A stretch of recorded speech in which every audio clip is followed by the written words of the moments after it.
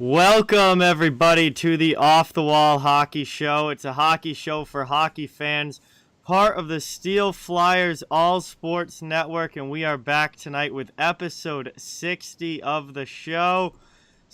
As always, Steel is here as my co-host for this one, and we got a lot to talk about. Obviously, the trade deadline was this past Monday, so we've got all the trades that happened.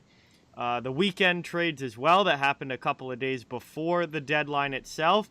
And then, by the way, there was also a lot of hockey being played. So not only were there trades, but there was a lot of hockey being played as well.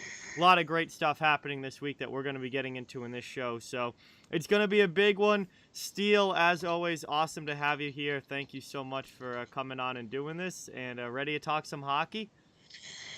As always, my friend, it's always an honor and a privilege and a pleasure to be here with John from Off the Wall Hockey. Oh my gosh, listen, if you guys aren't following this guy and you guys aren't watching his streams for his games, then y'all are missing out because he is one of the best in the business. That's why we call him the GOAT.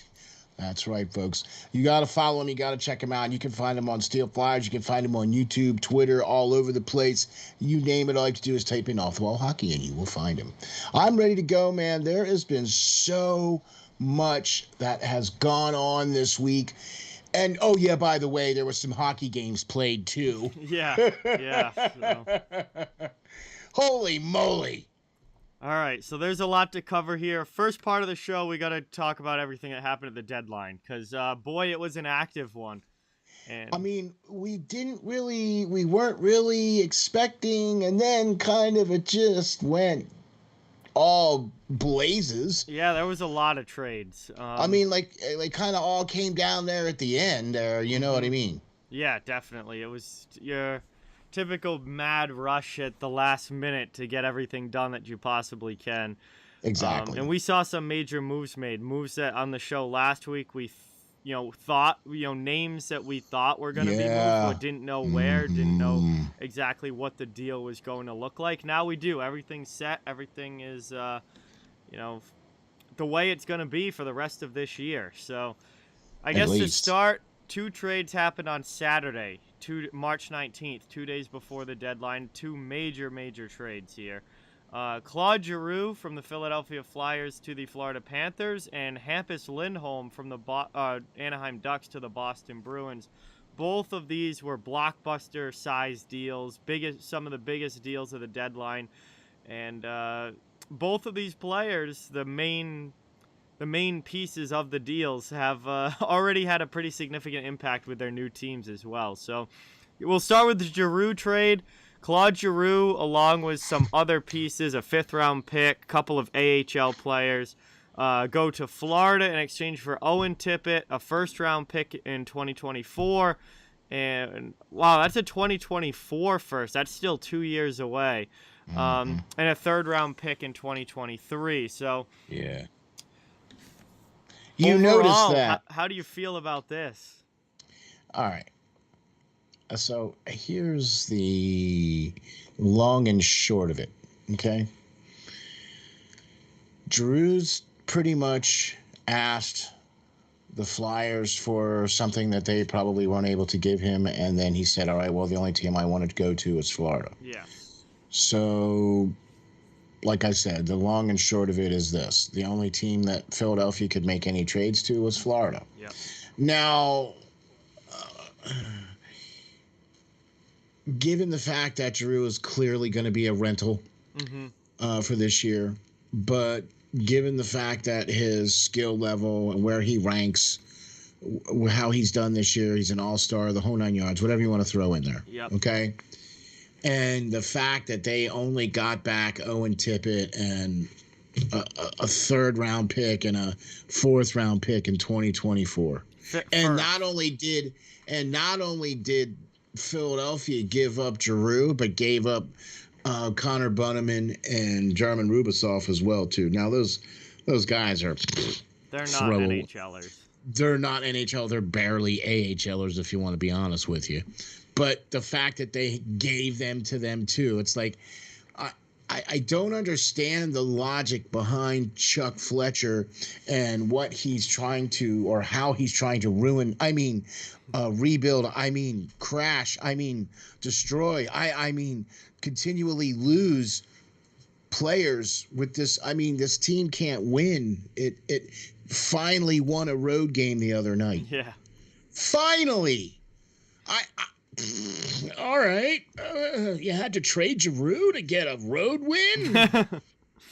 I think there's a lot that kind of complicates this trade. At face value, it does not look good for the Flyers because of the way the market was for everybody else. Like, it was such a seller's market this year. Some of the pieces that were given up to get players this year. I mean, teams that were buying were willing to throw a lot to get the players that they got. And Florida didn't have to pay too high of a price here. Now, I do think Philadelphia was very much backed into a corner because Giroux basically said, I'm going to Florida, or that, that's it. Like, I'm going to Florida and that's it. So they won. It's not like there could have even been a bidding war for Giroux because he wasn't going to go to any other team. So they didn't have the option of being like, well, Colorado's given us a better deal or Carolina's given us a better deal. Like, Giroux said, Florida, that's it. He said no to Boston, said no to the Rangers. Apparently, Colorado wasn't even as much in it as it was made out to be before the deadline. They came out after and said, pretty much the whole way he was going to Florida. So that has them backed into a corner. He's also pretty much a guaranteed rental. It's not like, guy that we'll be talking about next who immediately signed a massive long-term extension. Like, Giroux's a pure rental for just the rest of this year. He's also 34 years old, so he's a little bit older. Still an all-star player, though, no doubt about that. I think Owen Tippett is going to be what determines what the return on this trade is like for the Flyers, because they got a first, which is a couple years away, but they got a first-round pick. They got a third-round pick. If Owen Tippett can become a top 6 winger, then this looks a lot better for Philadelphia than if he's a guy that plays on the third line his entire career. I'm going to tell you something. Now, I'm not trying to take anything away from Owen Tippett at all. Okay, because quite frankly, I think he was not going to see much ice time down there in Florida, and he's made an immediate impact on the Flyers as well too. Coming over and playing on the Flyers. Mm-hmm. Okay, he already has his first points and first, assists and goals and all other happiness too. So it's not like he's not paying dividends either. Okay, and I'm not saying anything necessarily bad against Owen Tippett. And there was never going to be a Giroux for a Giroux trade. No, absolutely not. But when I sit back and I look at this and I go, all right, here is Giroux, played 1,000 games, one of the leading scorers the last 10 years, whatever, blah, blah, blah, blah, blah, blah. And that's the best you could get for him? I mean, tell me I'm dreaming about this, John. Like, if any other general manager, pick one from any other team, you don't think that they could have done a better deal than that? Well, I think they had their hands tied because it was Florida or nothing. So they eventually had to take what they could get. If there were other teams involved, there could have been a bidding war for Giroux if he wasn't so dead set on going to Florida. But I think that once your hands tied to the point where he has to go to this team, Florida's only going to offer so much before they're just like, fine, you can watch him. You can watch him walk at the end of the season. Have fun with that. Like, I feel like at some point Philadelphia had to say, this is what we're going to get. He's going to this team, and we take it. At least they got a first-round pick. I mean, I'm not saying anything against Owen Tippett at all. I mean, I think Owen Tippett's a pretty darn good player. I mean, how can you go wrong? He's a ginger. He fits right in Philadelphia. You know what I mean? Yeah. Like, that's all they know how to do is get gingers. Anyway, but you know what I mean, though. I mean, I like his game. He's a big, he's a pretty, big player and can take some good minutes and can play in situations. So all right, but here's what my problem is, though. See, the problem is that I don't really have much faith in the Flyers organization leadership meaning their general manager, their coach. Because look, let's face it, Yao or Yo ain't going to be there next year. Yeah. So you already know there's going to be a new coach there. Mm-hmm. So that's why I don't understand some of the moves that are being made. Does that make sense? Yeah. I don't know how much longer. Why bother trading Giroux? Why? You didn't get hardly anything for him. Well, he was going to leave for nothing, so. Oh, but that's what I'm trying to see. Look, if Philadelphia would have done right by him, they would have had to have traded him. Well, that's true. But this was kind of years in the making. Okay. With them constantly being in and out of the playoffs, and when they do make the playoffs, they lose early on. You know, their last deep run was 2010. Yep. That's it. It's been off and on ever since then. Yeah, ever since then. Mm-hmm. It's been very off and on. Yeah. Well, we had the 4 years of Hackstall. That's rough. That was really tough. And then we had the carousel of coaching. Mm-hmm. Right? Yep. So then we finally had AV, and then that lasted for 3.5 years. Mm-hmm. So Philadelphia's had quite the carousel of coaching to go along with everything else. Yeah. Let's face it, ever since Ed Snyder passed, yep, Philadelphia has been a complete, utter shell of what they once thought they were. Yeah, it seems like things really dropped off since then. That was definitely a kind of a turning point for the franchise, and not in a good way. Right, not in a good way, But look, how about this? How about it's now finally nice to hear the pundits now and the talking heads now are all talking Giroux. Mm-hmm. And how sweet on Giroux they are now. Two assists in his first game with Florida. Okay, so you mean to tell me the guy has to leave Philadelphia in order for him to get any kind of love on any of the shows or any of the, you know what I mean? Like, yep. All right, whatever. Well, at least he's on the Panthers, so you can root for him in the playoffs. So let me just throw something at you here. All right. Florida has one of the top offenses in the league. They have one of the top power plays in the league. And they didn't really need Giroux. They didn't really. Here's the crazy thing. Because of the Ekblad injury. Yep. They've moved and put Giroux on the power play. Now they have 5 forwards there instead of 4. Wow. Okay, right. So I'm telling you, man, I've been watching a lot of Florida games this year, even long before Giroux was there. I knew Giroux was going there because Huberdeau's one of my guys. Yep. Right. Okay, so they had Giroux playing on the power play, taking over for Ekblad's spot. So they had 5 forwards on the power play in the game last night against Montreal. Wow. Okay, yeah. So that, I think, right there has elevated Florida. I mean, the fact that Robert Haig came in from Buffalo. Yeah. And then they got, what's his name? Ben Sherratt. Yep. Right? Which, boy, didn't he pay dividends right off the bat, too. Okay? Yep. And then Giroux. So those were the 3 big moves that Florida made, and it's like we talked about last week where the rich get richer. Mm-hmm. Because Colorado had made some moves at that time, I mean, to get better and get, better players and things of that nature. And Florida, I think Florida nailed down their spot to contend with the acquisitions that they've made. Spencer Knight played a really, really good game against Montreal, okay, last night. Mm-hmm. And they got Bobrovsky's playing 80% of his Vezina Trophy self, which that's all they really need. Okay?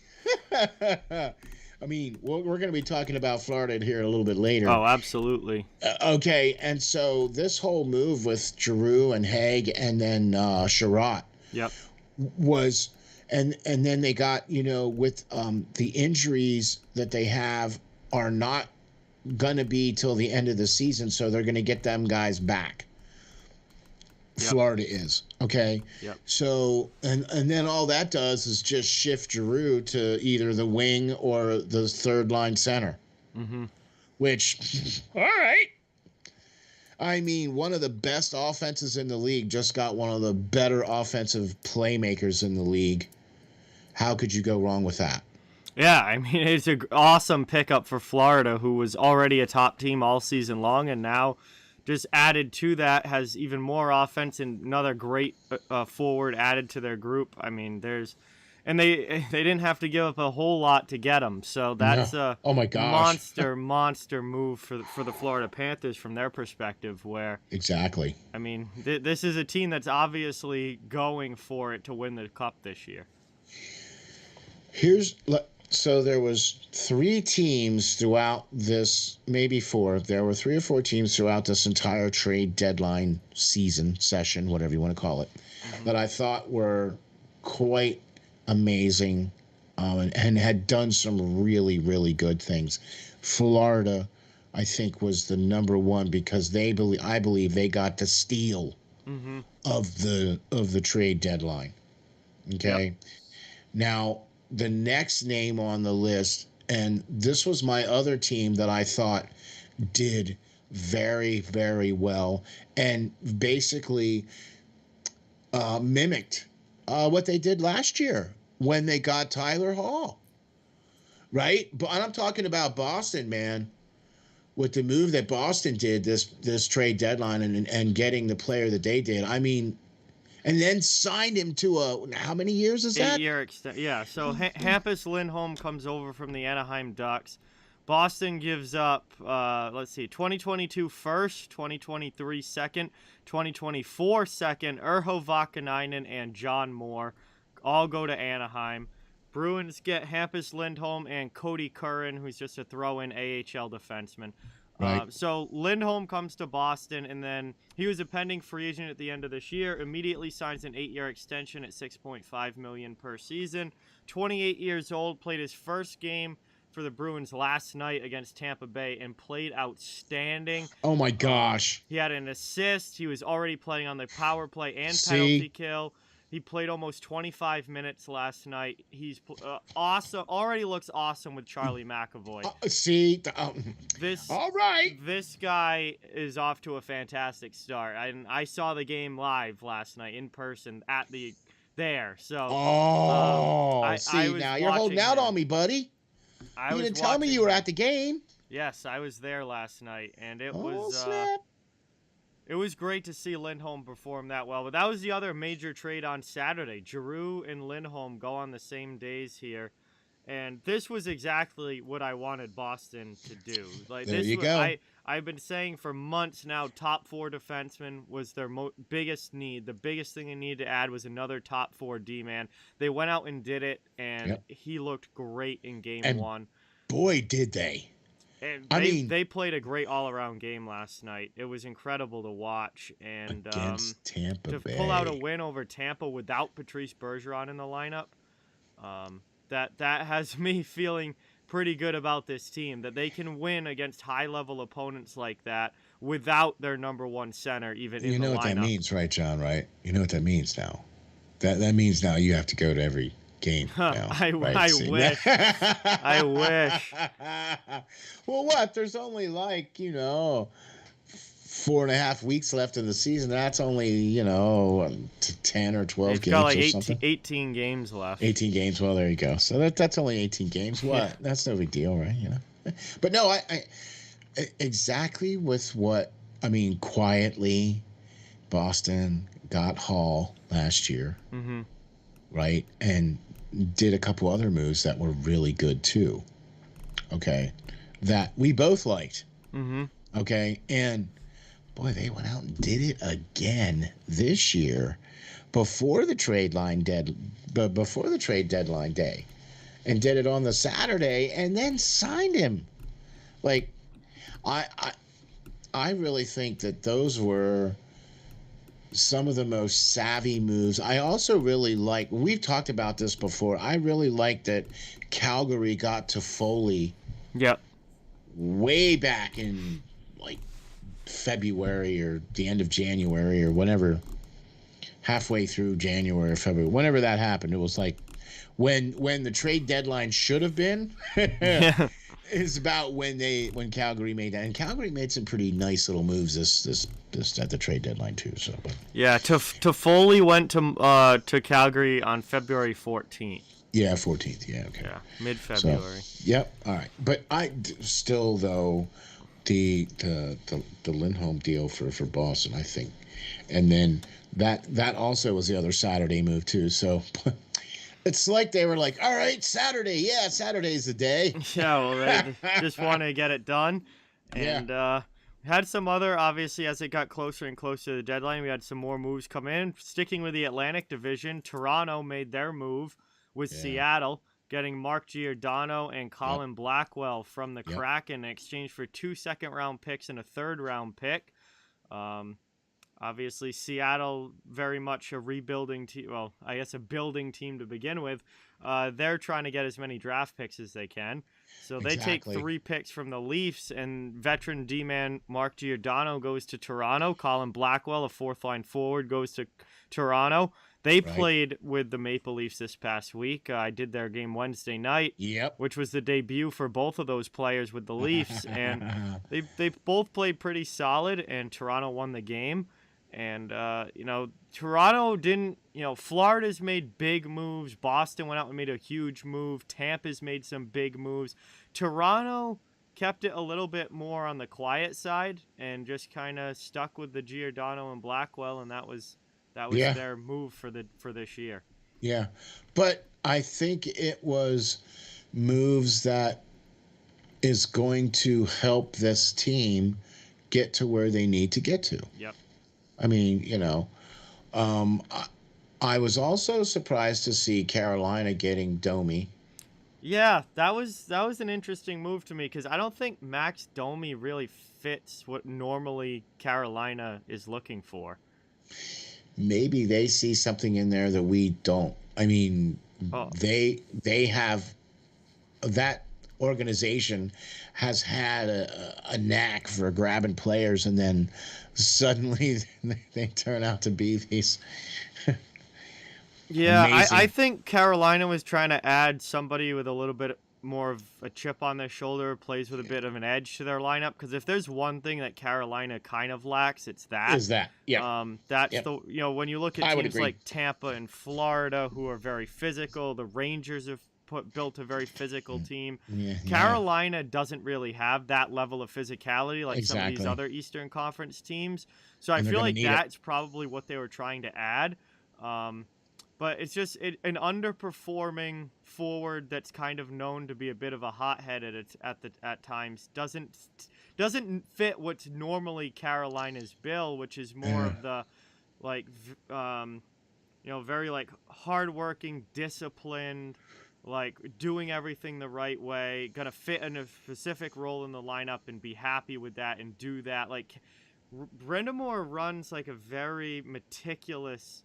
He's very meticulous with the way that he runs things in Carolina, and it seems like Domi's kind of a wild card, which isn't normally their type of guy. Yeah, but it's gonna be interesting.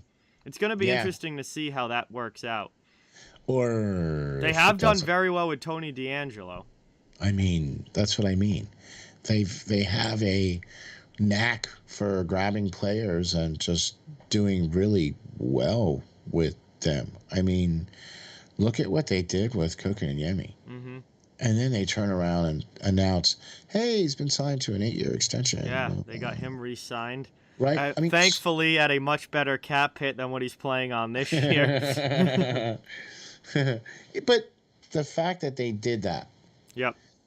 And look at how he's playing now. Look at how he is contributing to the success of Carolina. Mm-hmm. Okay. And so that's what I mean by they seem to be able to grab these players and get the best out of these players. Yeah. Do you know what I mean? So, No, I agree, and I think maybe being coached by somebody like Rod Brindamore could be the best thing possible for Max Domi. I'm sure Max Domi grew up, remembering when he was a little kid watching Rod Brindamore play.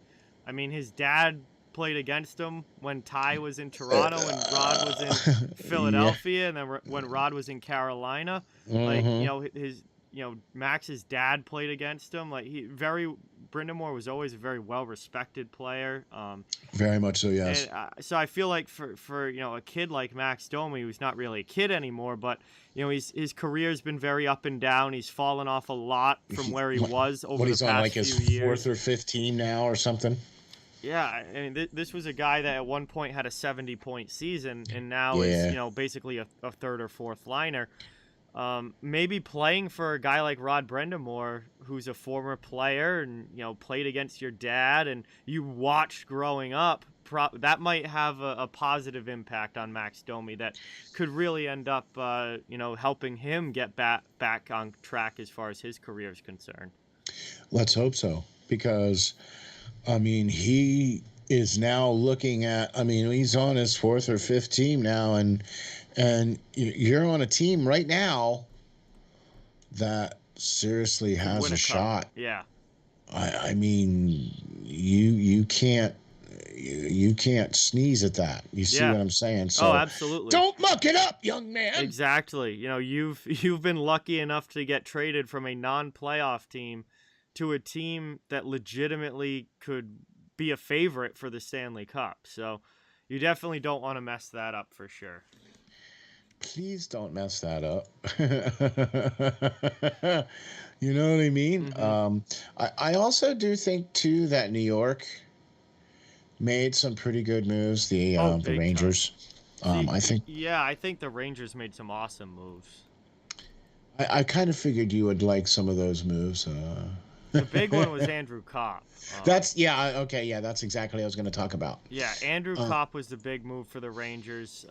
Comes over from Winnipeg along with a 6th-round pick in exchange for Morgan Barron, who's a young center prospect, 2 second-round picks, and a 5th-round pick going back to Winnipeg. So I will say Winnipeg got a pretty Oh darn good yeah. return Oh for yeah. Andrew Kopp.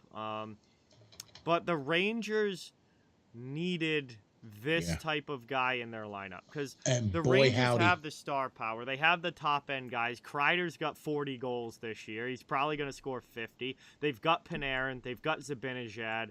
They got Strome. Like, they had their top end figured out. What the Rangers needed was to solidify more the middle part of their forward group.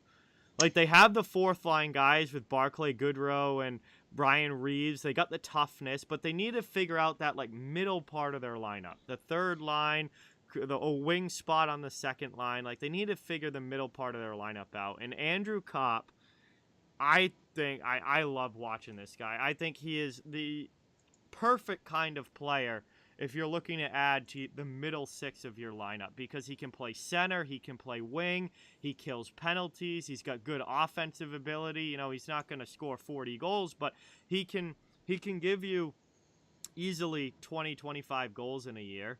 He can give you, a solid 40-point Sold. season. What? I'll take This it. is exactly the kind of player that the Rangers needed to add in.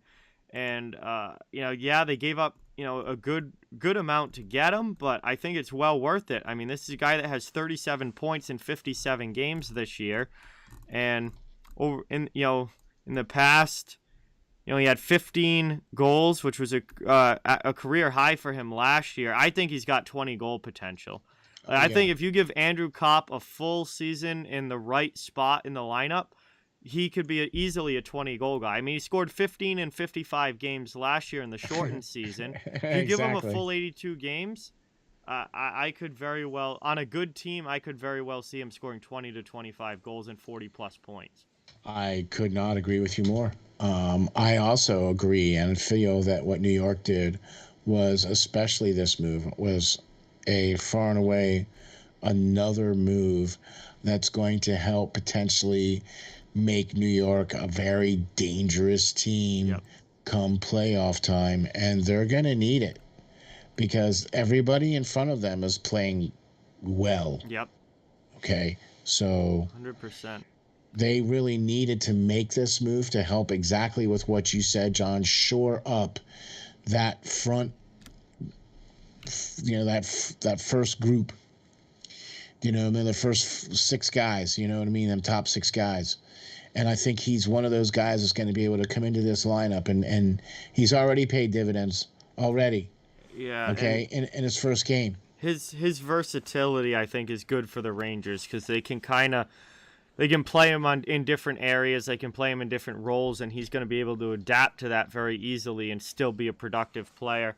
And the Rangers also made some really solid depth moves, too. Tyler Mott is a very good penalty killer. Kopp is, too, but they bring in another penalty kill guy, defensive forward, in Tyler Mott. The Rangers have a very clear, I think, vision of what they want this final lineup to look like.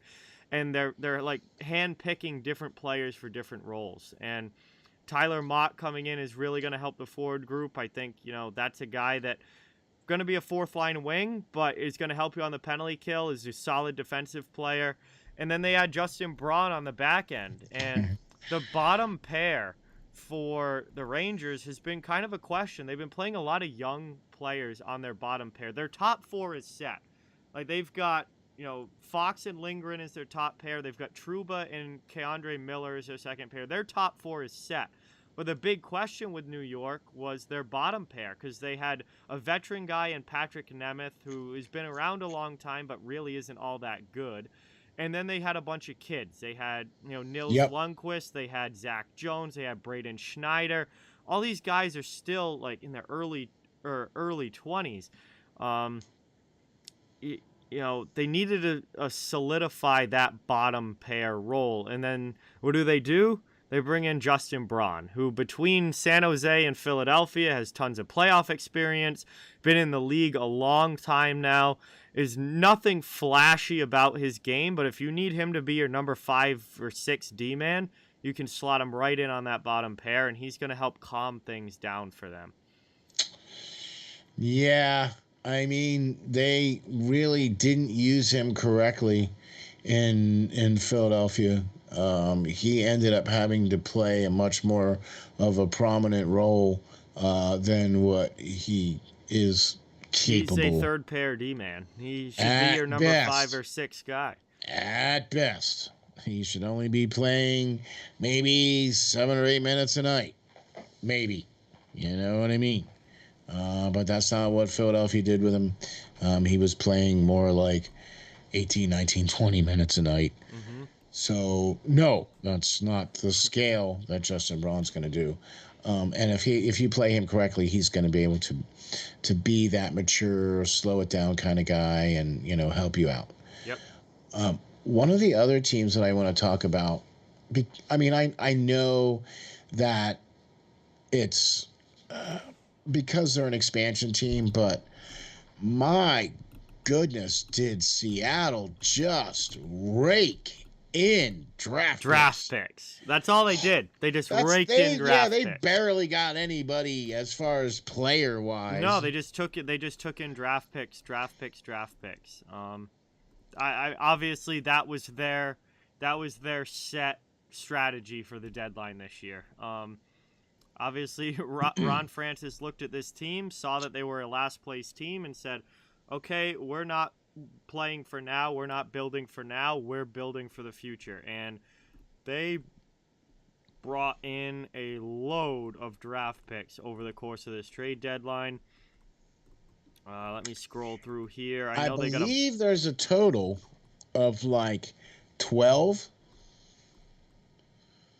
I think that's the number I might have seen. Well, that seems high, but they got Daniel Sprong and 2 picks from Washington in the Marcus Johansson trade. Then they got 3 picks from Toronto in the Giordano Blackwell trade. So that's 5. They got a pick from Winnipeg, sending Mason Appleton back to Winnipeg, 6. where they originally drafted him from in the expansion draft. 7 for Jeremy Lauzon. 7. They got a second-round pick for Jeremy Lauzon.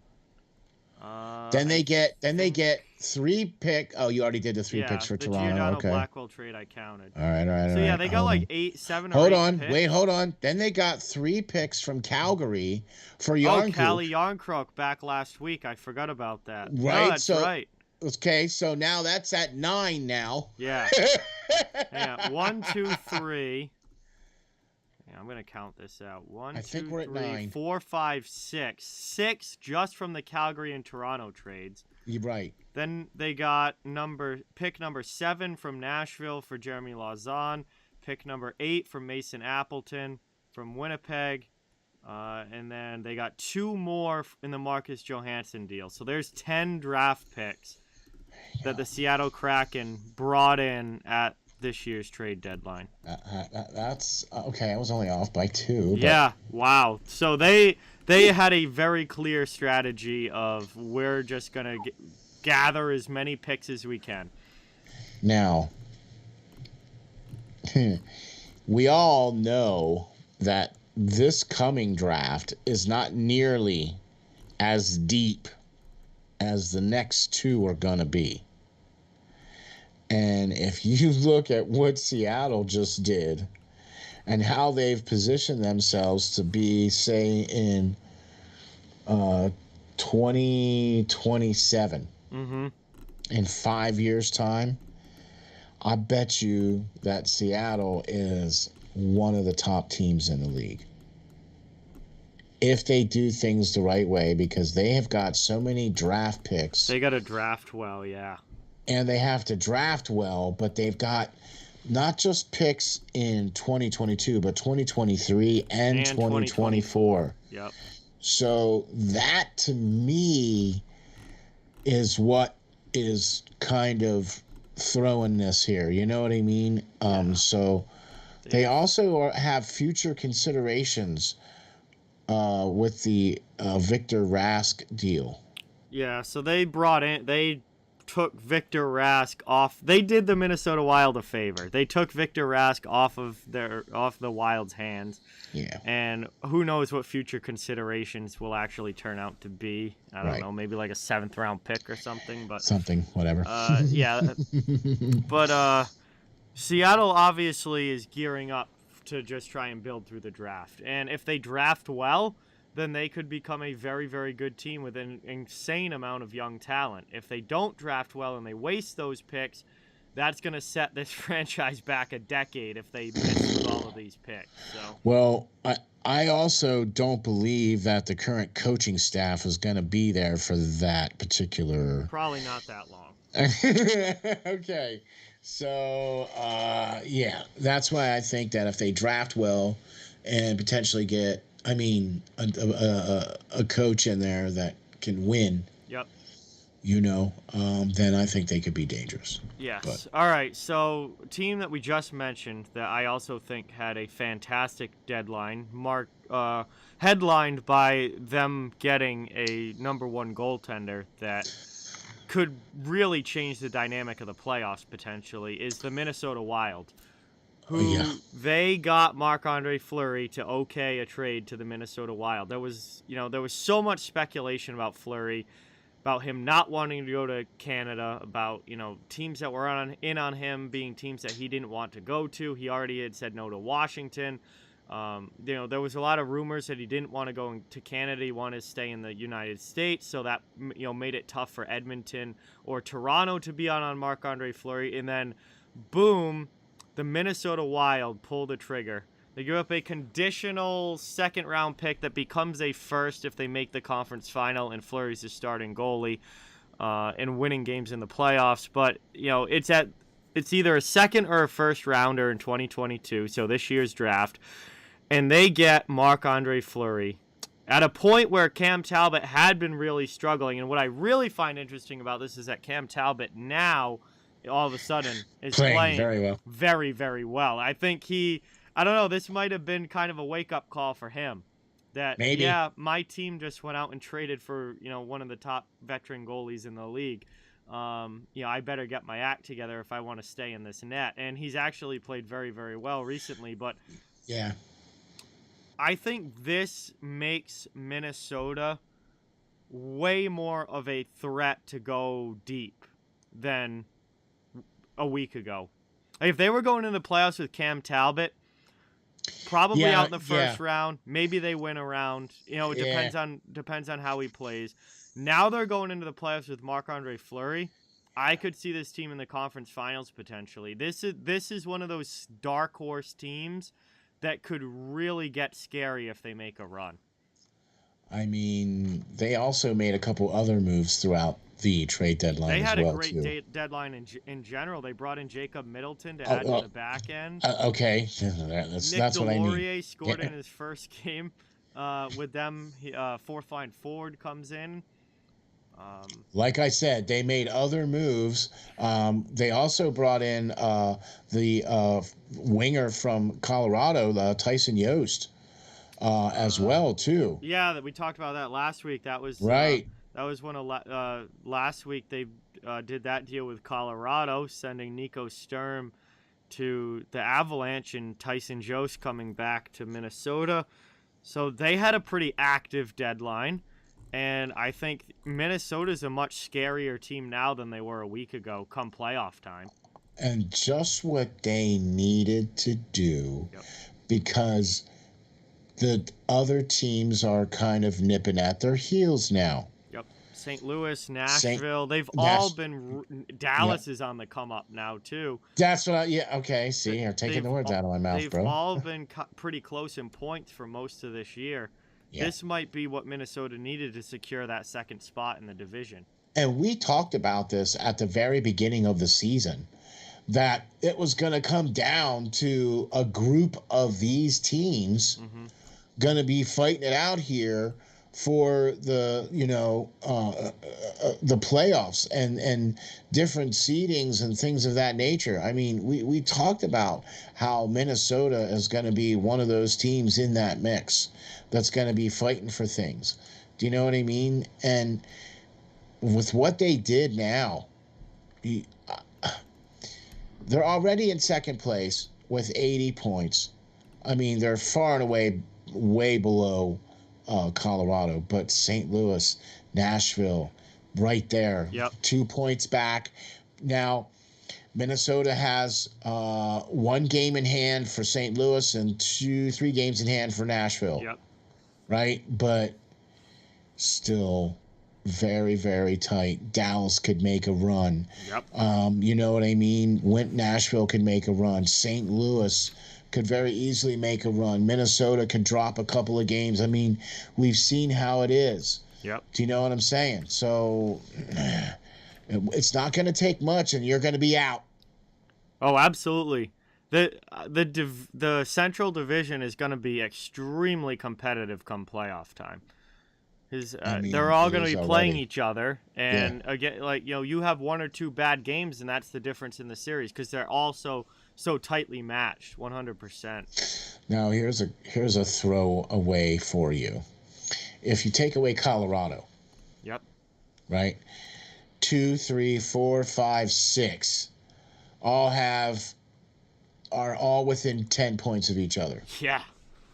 Even Winnipeg's not out of it yet. That's why I included 6. Yep. Because Winnipeg at least has 70 points. Yep. Okay. And if you go out and win 5 games in a row, hey, that's 10 points. Yeah. I mean, if you even go out and go, 4-1-1 in your next 6 games, hey. Yeah. That's a lot of points. Yep. So, I mean, that's what I'm talking about here. It's points now. That's where we're at now. We're points. We're 18, 20 games out now, so here we go. Oh, absolutely. Speaking of that division, Colorado, not done after adding Manson, after adding Sturm.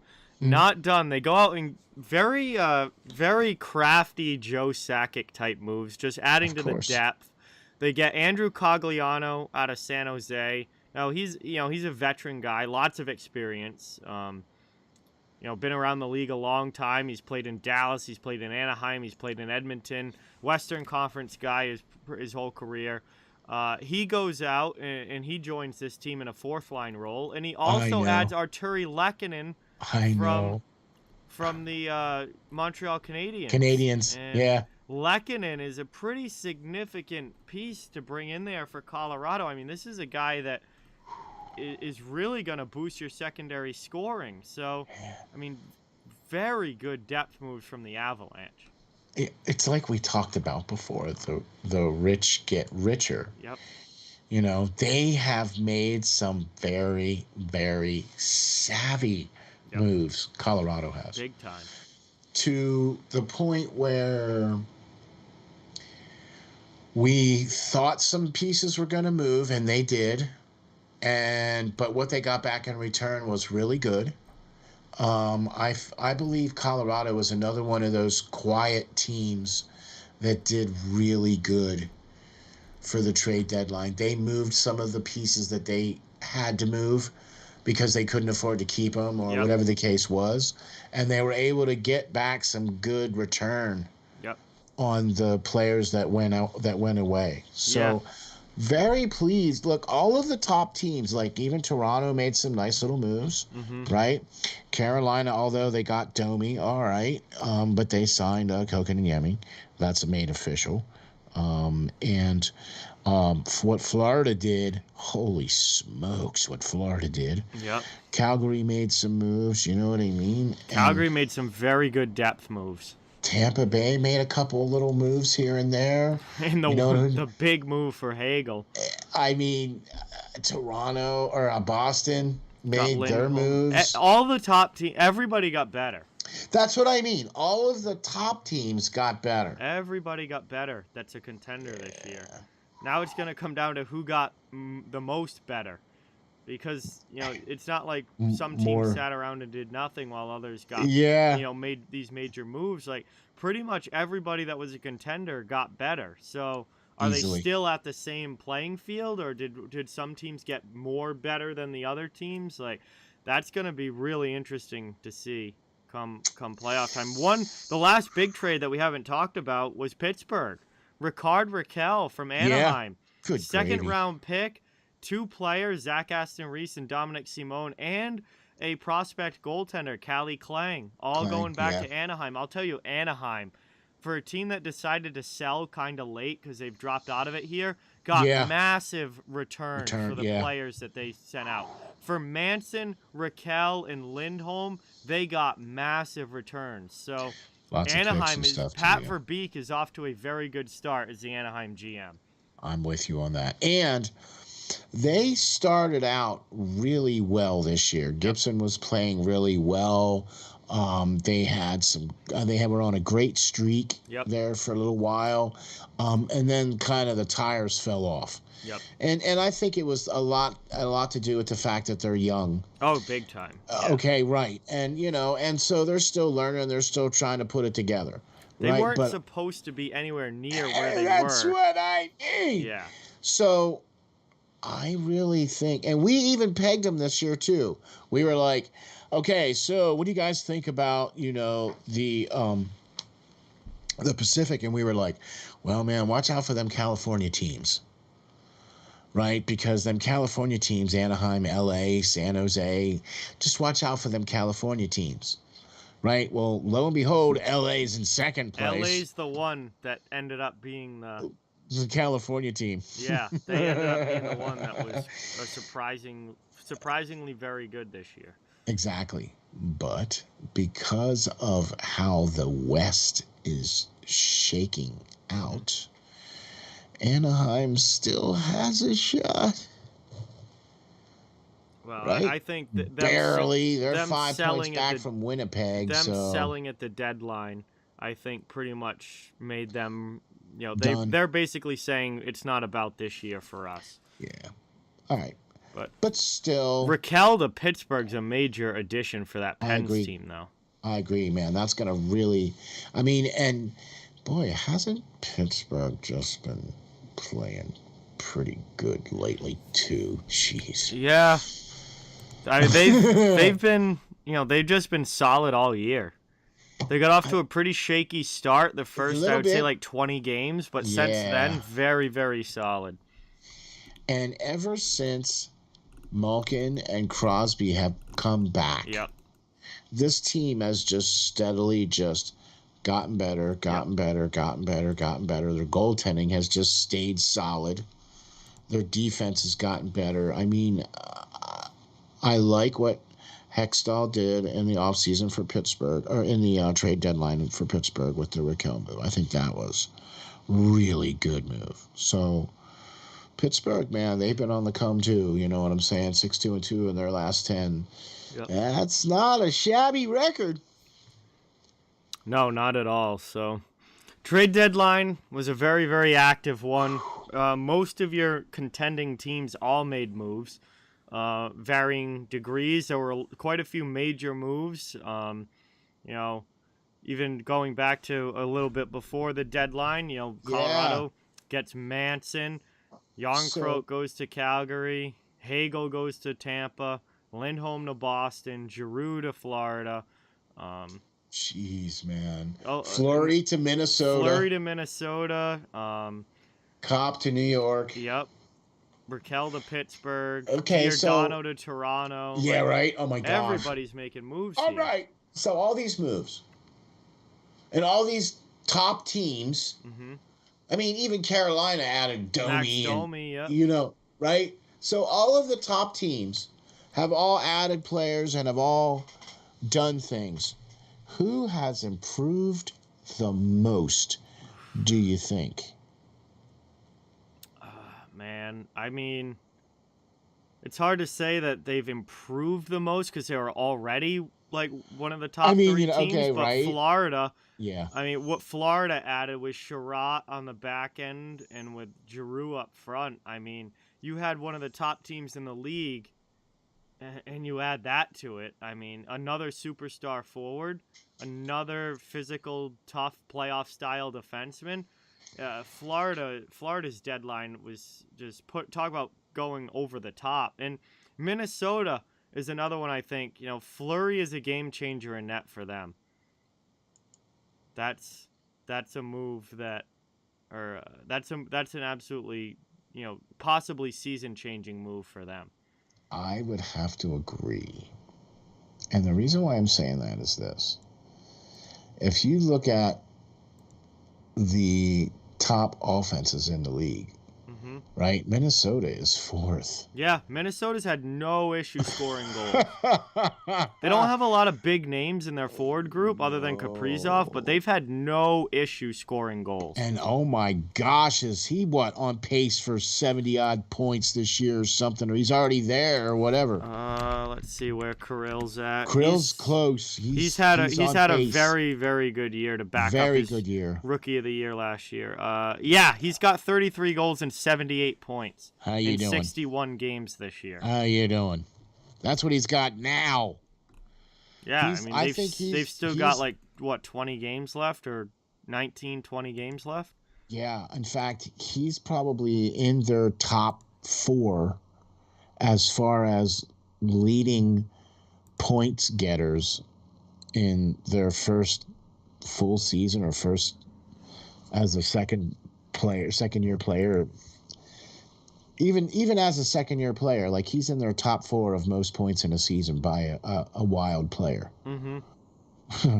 All right. Yeah, Minnesota hasn't exactly had a history of superstar high-scoring players, but that's changed now. This isn't your 2008 Minnesota Wild here. This is a very high-scoring offensive team, and I think the biggest question was keeping their puck out of their net. And now they got Marc-Andre Fleury at the deadline. And that changes the equation because now Minnesota, I think, we know they have the offense. Now they've got that level of goalie in net. That they're a threat. They're dangerous. That's not a team I want to play in the playoffs. That is kind of what I was going to lead into here. Because last year in the playoffs, they met up against Vegas. Yep.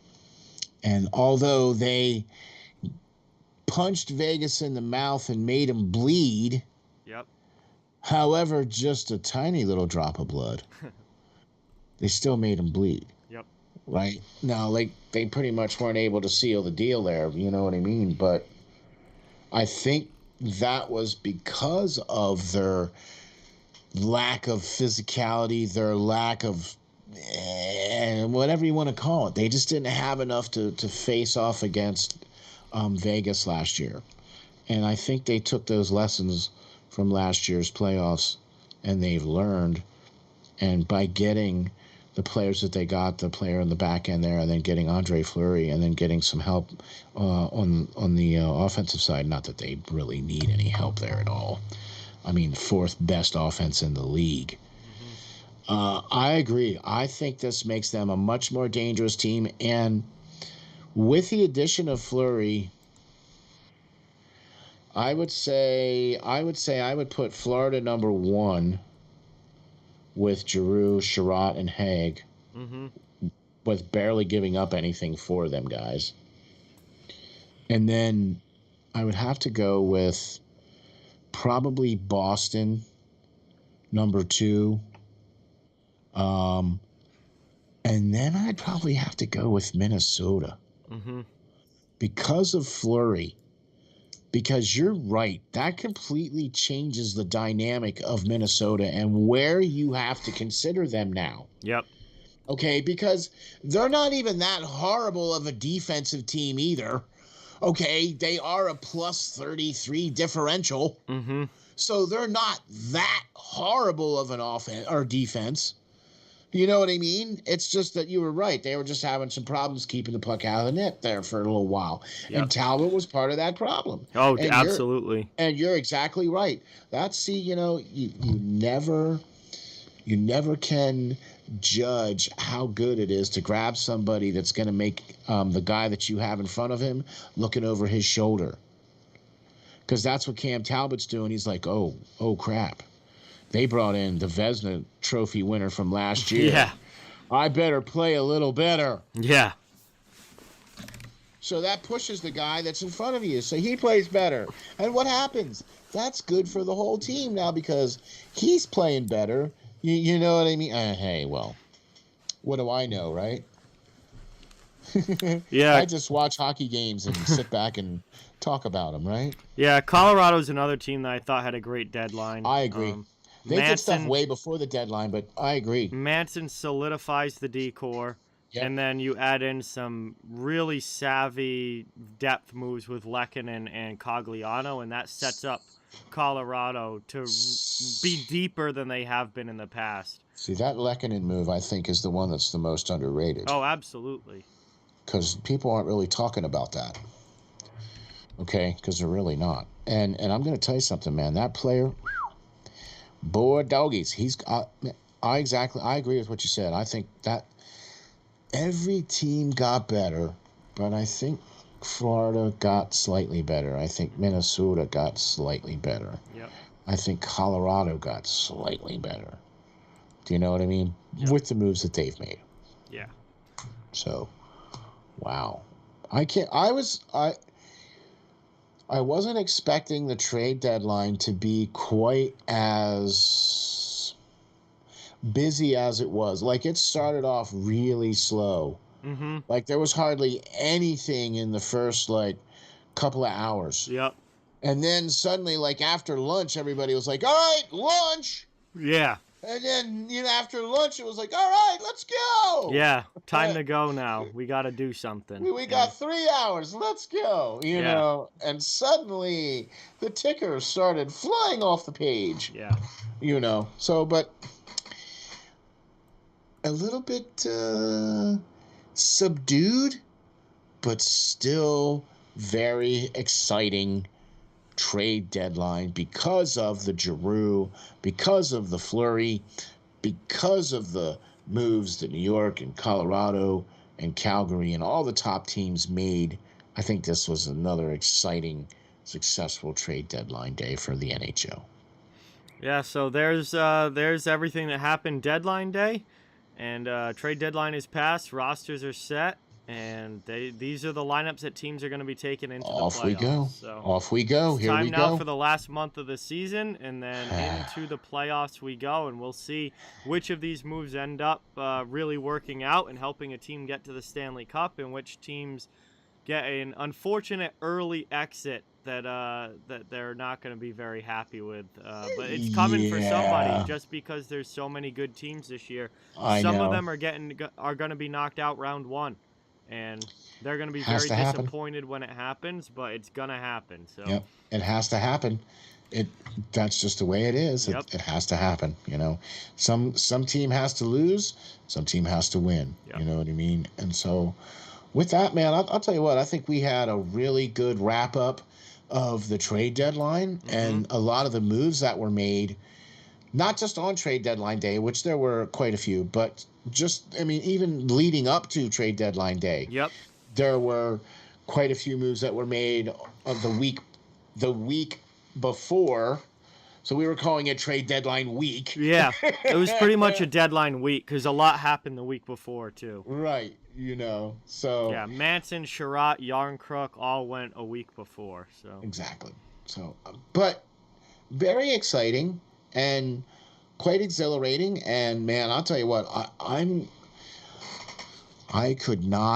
was chomping at the bit to watch the first Florida game with Giroux and Haig and Sherratt.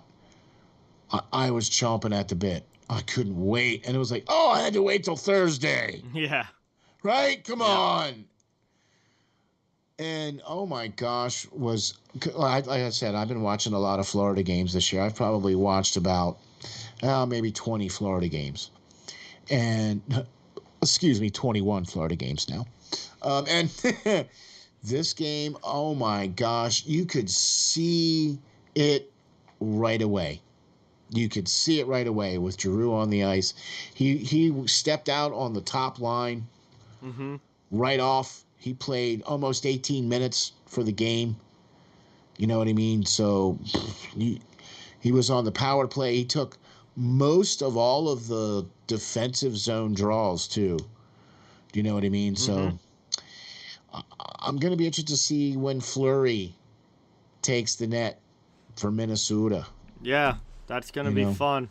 And we've already seen other players that have been traded to their new teams make immediate impacts. Yep, 100%. I mean, especially with what Boston did and that player making an immediate impact right away, playing so well in the game against Tampa Bay. I mean, good gravy. I think Boston was the other team that did really well. You know what I mean? So there you go, man. All right. It's time now for Top Shelf as we get into our regular segments here, our power rankings, top 5 teams in the NHL, and this is all based on point percentage, so there's no guesswork here. It's just mathematically who are the top 5 teams in the NHL.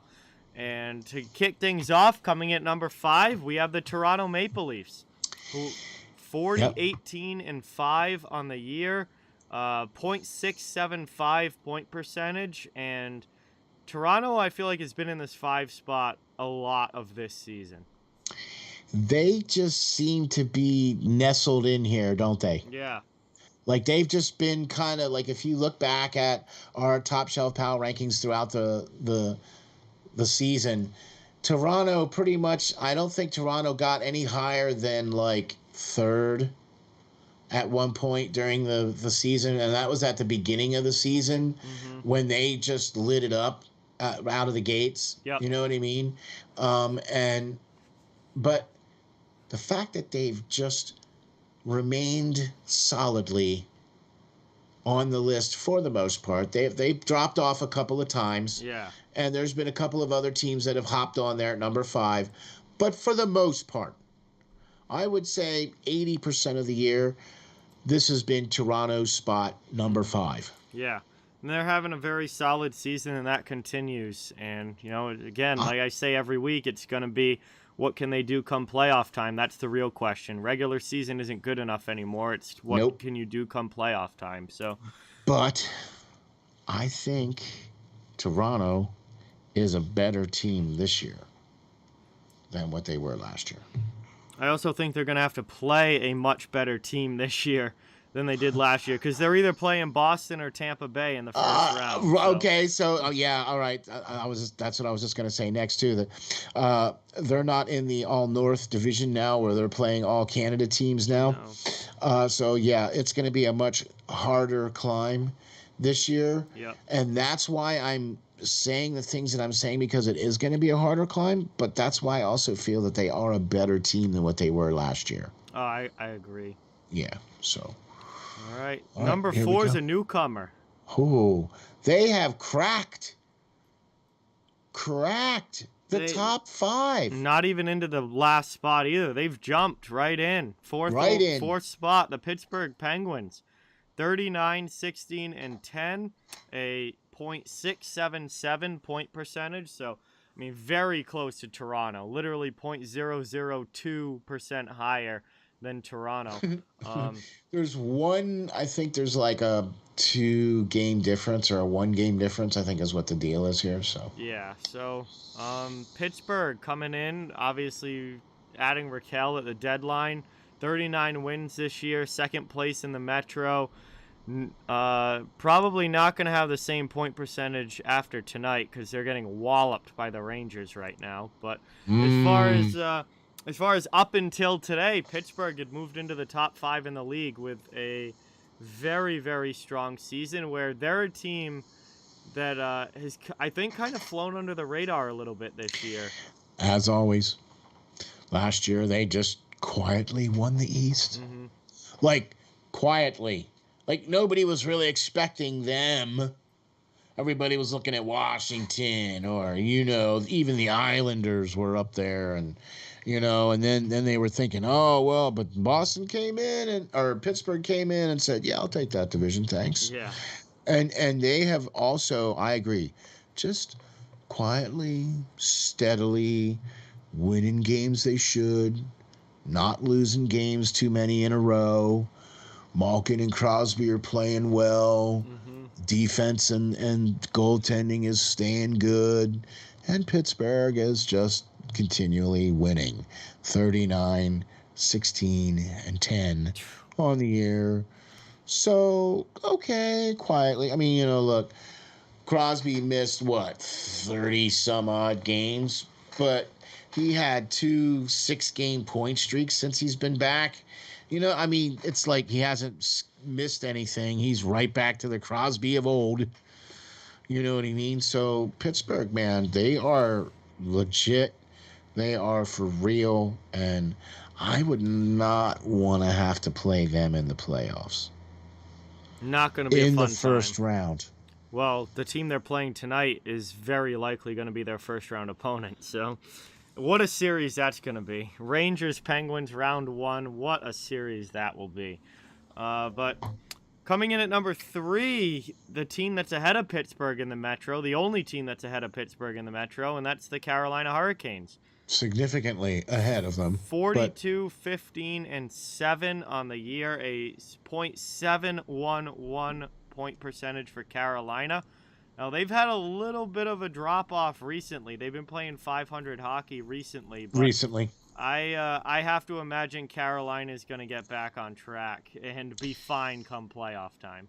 I have no doubts about Carolina. Like we said last week, that even if they lost, if they went .500 the rest of the way, they still are by far one of the better teams in the league. Mm-hmm. All right. So, yeah, they've dropped off a little bit where they're 42, 15, and 7. And at one point, Carolina was one of the last teams to break into the double-digit losses. Mm-hmm. I mean, they were deep into the season before we even got to 10 losses for them. Yes. Okay, so I am not sweating Carolina at all. Yeah. Okay, and the fact that they're still on the list and they've dropped a couple of games in a row and they're still third, All right. That tells you something about this team. The fact that number 4 is .677 and number 3 is .711. That's a significant difference. Oh, definitely. Yeah. Yeah. The So- top 3 teams have been our top 3 teams for like 3 months now. Almost since I'd say for the most part. I'd say certainly from January on, these Yes. top 3 teams have been clearly the top 3 teams. And they might have exchanged places occasionally. Yeah. But they've been the top 3. But and have stayed consistently top 3 teams. We're talking number 2 here with Florida Panthers. Oh my gosh, folks, 43 wins, 14 losses, and 6 overtimes. Yep. At .730 this deep into the season, and they're still winning 73% of their games. Good gravy. Yeah, they're getting points out of most of their games, and this is again Carolina, Florida, and obviously Colorado at the top. I mean, come on. 45, 14, and 5, 742 point percentage. These have been the top three teams pretty much all year, and they're the only teams that have held point percentages over 700 all year. Well, from what you said there, since January, all 3 of these teams have never dipped below 0.7 whatever percentage. The whole season. Yeah, and they're the only 3 teams above it right now. Right. Pittsburgh's down at 677. Toronto's at 675. These teams have stayed above that 700 line all year, and they're still above it now. And they're clearly, to me, the top 3. That doesn't necessarily mean that they're going to win in the playoffs. We've seen plenty of top seeds get knocked early in the playoffs, but these are the teams that look the closest to dominant right now. The only maybe top seed that I could see that happening to would be not Colorado or Florida. Well, and Florida definitely plays not Tampa. Yeah, but I don't see. I think Florida.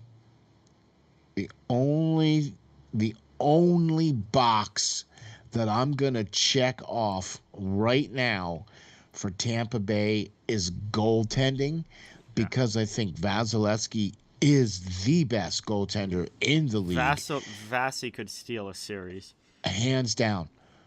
I think he's one of the best goaltenders, hands down. But the team that I think is better is Florida. I think Florida can take Tampa Bay this year. I think they can match Tampa Bay's physicality. I also think that they can match their offensive prowess. Okay? And with what they did this trade deadline, solidifying their back end, even though Ekblad's going to be out, he's probably going to be back for the playoffs. I think Florida is going to be I'm calling it right now. I'm calling Florida at least to go to the finals. At least to go to the finals. Right now, I'm calling it. Oh, we'll certainly find out come May and June. Yeah, we will. But I just think they're that much better than Tampa Bay, and I think if you line them up, because it's going to happen more than likely. I hope it does. I want that series so bad. Oh, please, hockey gods. I need to see a Tampa-Florida rematch this year. Can we? Because I want to see Florida take it to Tampa like I think they can. That'd be something. It would be something. It would be something. But the fact that Tampa Bay's not on the list this week. No, they dropped off. Tampa dropped off this week. They haven't been playing all that well recently. Okay. Like I said, though, the only box that I'm going to give right now to Tampa Bay is goaltending because of Vasilevsky. If Elliott starts, wow. Their season's over if Elliott's in the goal. Okay. Have they even won a game with Elliott playing this year? I feel like every time Elliott starts, they lose.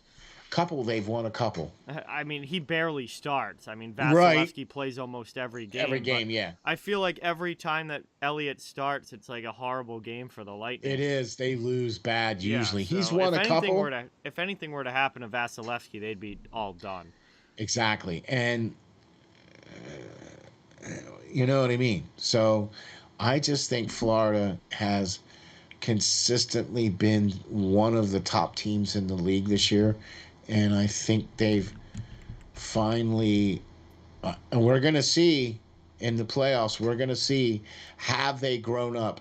Are they able to go and pass, are they going to be able to get over the hump and get past the Tampa Bays? Mm-hmm. So. All right. Colorado number 1, though. Yeah. I mean, just dominant from them. 45-14-5. It's the same thing we've been saying about the Avalanche most of the season. It's just pure. I mean, Kemper's played great in goal, gotten better and better as the year's gone on. Yeah. They've got just superstars up and down the lineup, superstars on the back end, superstars up front. They don't even have Landeskog right I was just going to say, didn't even notice. What? Didn't even notice that Landeskog's not there. Like, they lose their captain and their top left wing out of the lineup, and you don't even realize it. You don't even notice it. You can't even tell. No, it's insane. I literally forgot for a second that Landeskog was out. And that shows how good this team is. So, and is going to be out for at least the next 3 weeks or so. I doubt we see him back before the playoffs. That's what I mean. I wouldn't bring him back before. Yeah, no, I wouldn't either. Why rush it? No, or why risk him getting re-injured? Just bring him back in the playoffs. Sure, why not? And plus, they might have to anyway because of cap reasons and/or whatever. So we'll have to see how that goes. I actually think they're pretty good cap-wise. Pretty good? Okay. Yeah. All right. But those are the top 5 teams. Toronto number 5, Pittsburgh number 4, Carolina 3, Florida 2, and Colorado still in at number 1. Again, all mathematically based on point percentage. Those are your top 5 teams in the NHL. So, obviously, some familiar faces up at the top. And then we had the one newcomer in the Penguins, but they're about to drop back off the list because if we're doing this show tomorrow and their loss tonight counts, then they'd probably be back off the list. Off the list. Oh, well. It was fun while it lasted. Yeah. You got to be on there for 1 week, so enjoy it while you can, ladies and gentlemen. All right. Best game of last week. I know mine. John. This was easy. Oh, John, I'm going to tell you. I watched. I had this game on. I had you on to check this game out, right? And oh my gosh, that's why I texted you because the goal in overtime was just. I'm sorry, that was really filthy.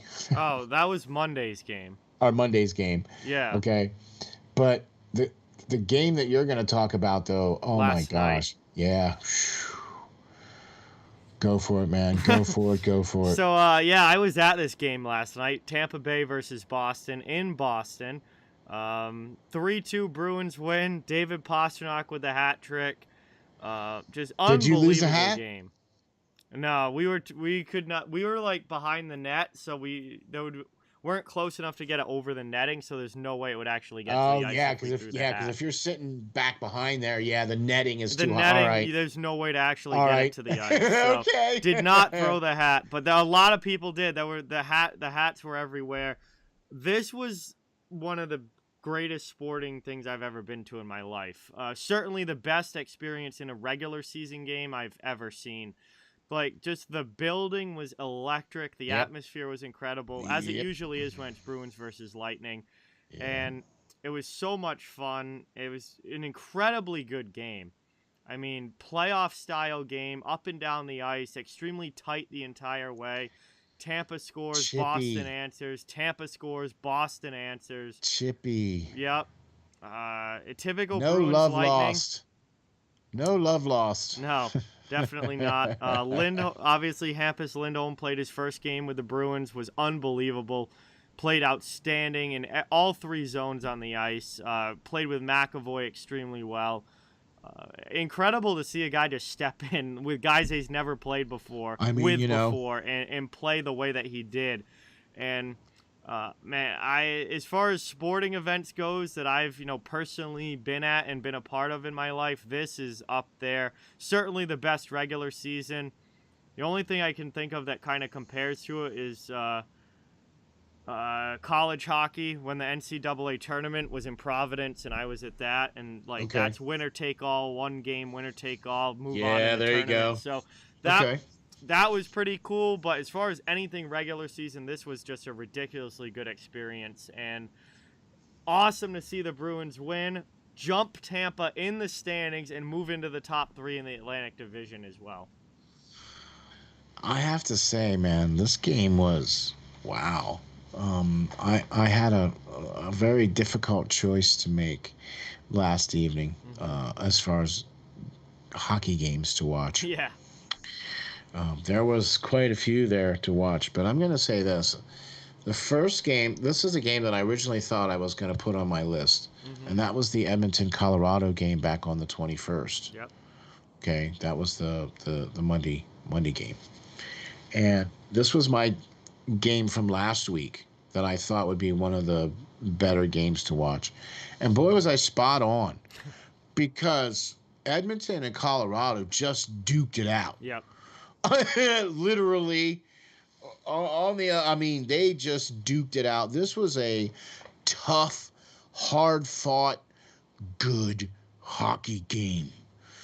Good saves, good scores, just all the way around. And then I was like, man, I'm watching this game on the 24th. The first game, Montreal, Florida, with Giroux playing on Florida against Montreal. And wow, Florida looked like a different. I've been watching a lot of Florida games this year, about 20 or so of them I've seen. Yeah. And this game last night with Florida against Montreal looked like a completely different team.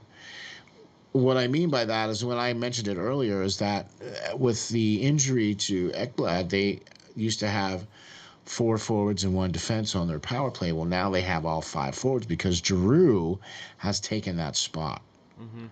And he played like almost 18 minutes and had 2 assists. Okay. In fact, he had his first assist within the first 38 seconds of the game. Oh, jeez. Like, What all a right, start.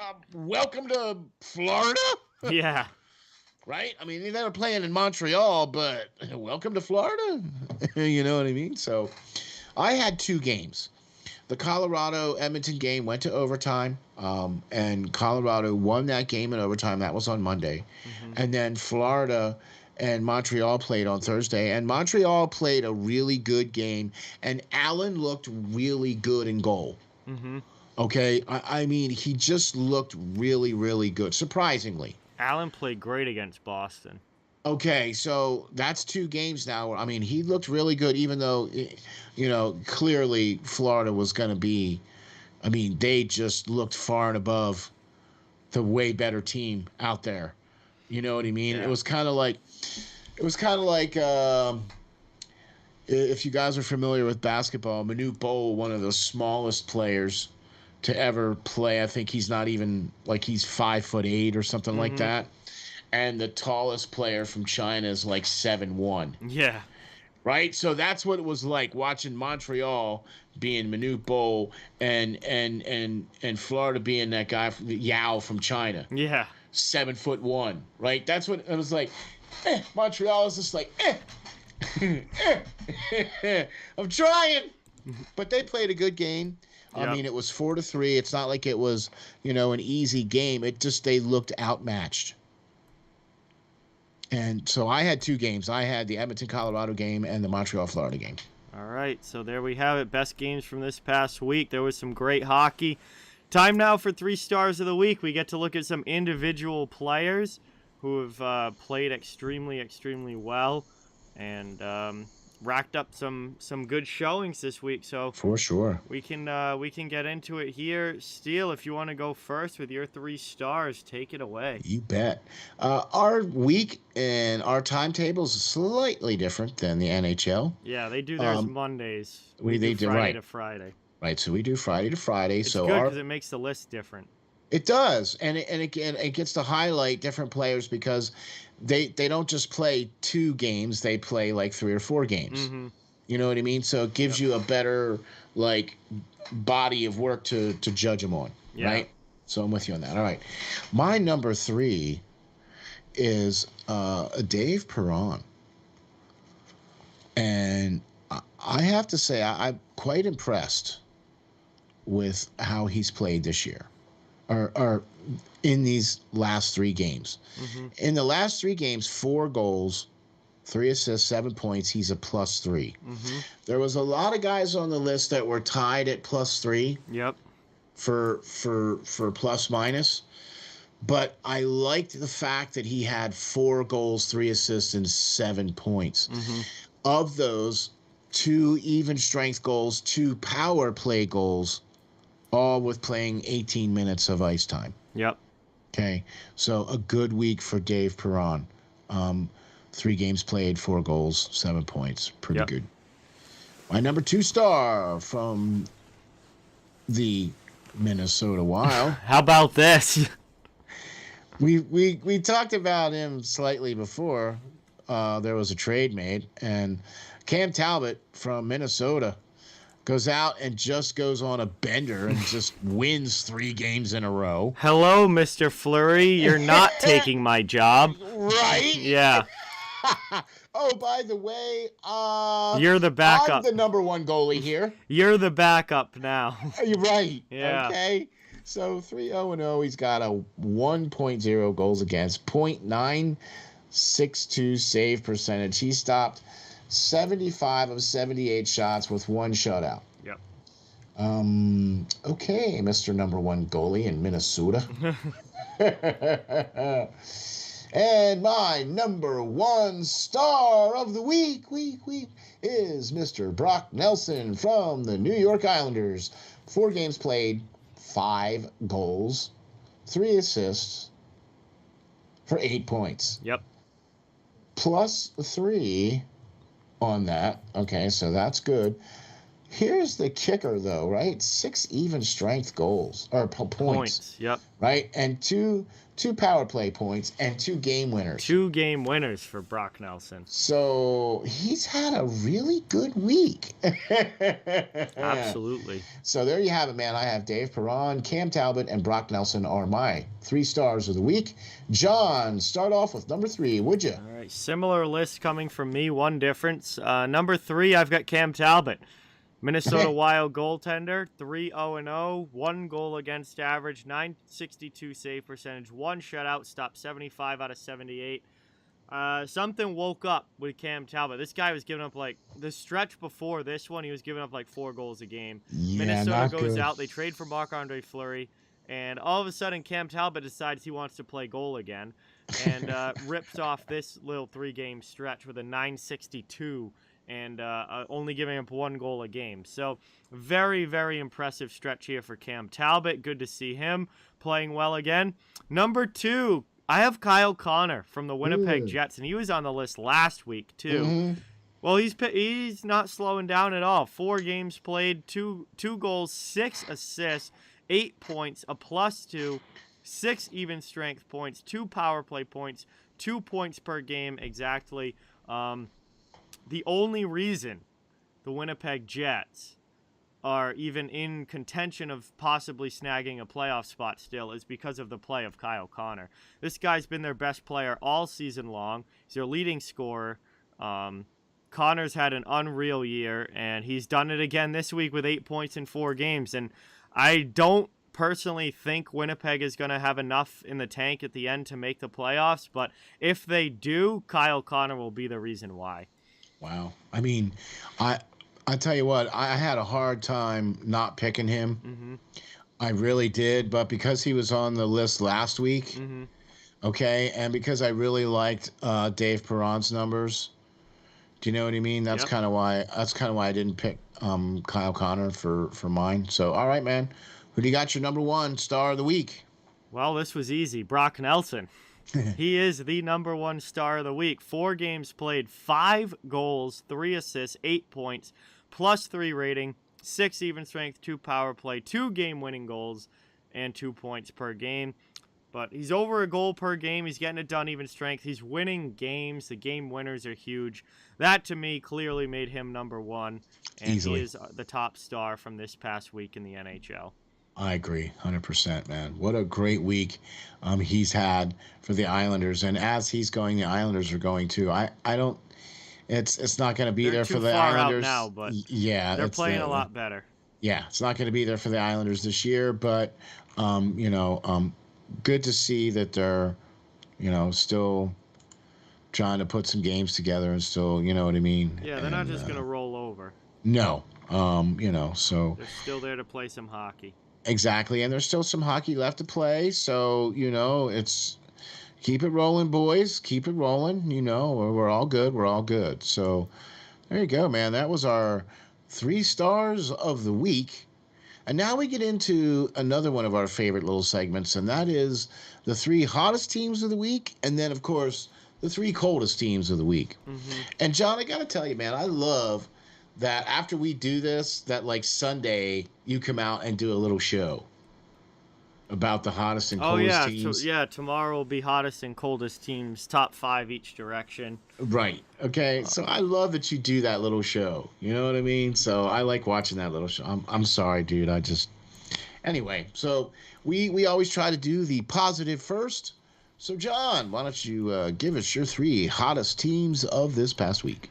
Number 3, the New York Islanders. Well, Brock Nelson is winning them games, and they're 7-2-1 in their last 10. They've won 2 in a row, and it's definitely too little too late as far as the playoff race is concerned, but the Islanders are starting to look more like the Islanders were supposed to over this last little stretch, and they're playing winning hockey again, which will potentially, at least set them up with a positive finish and maybe a little bit heading into next season of feeling like they weren't completely awful this year. So, very solid stretch here for New York. And we really haven't seen a lot of these from the Islanders this year where they've had these 7-8 wins out of 10. So it's nice to see them being able to pull it off. And, they've had a good, solid run of play here. Number 2 is the Florida Panthers. I feel like this team's on the list a lot, but Florida is 8-1-1 in their last 10 games. They've also won 2 in a row.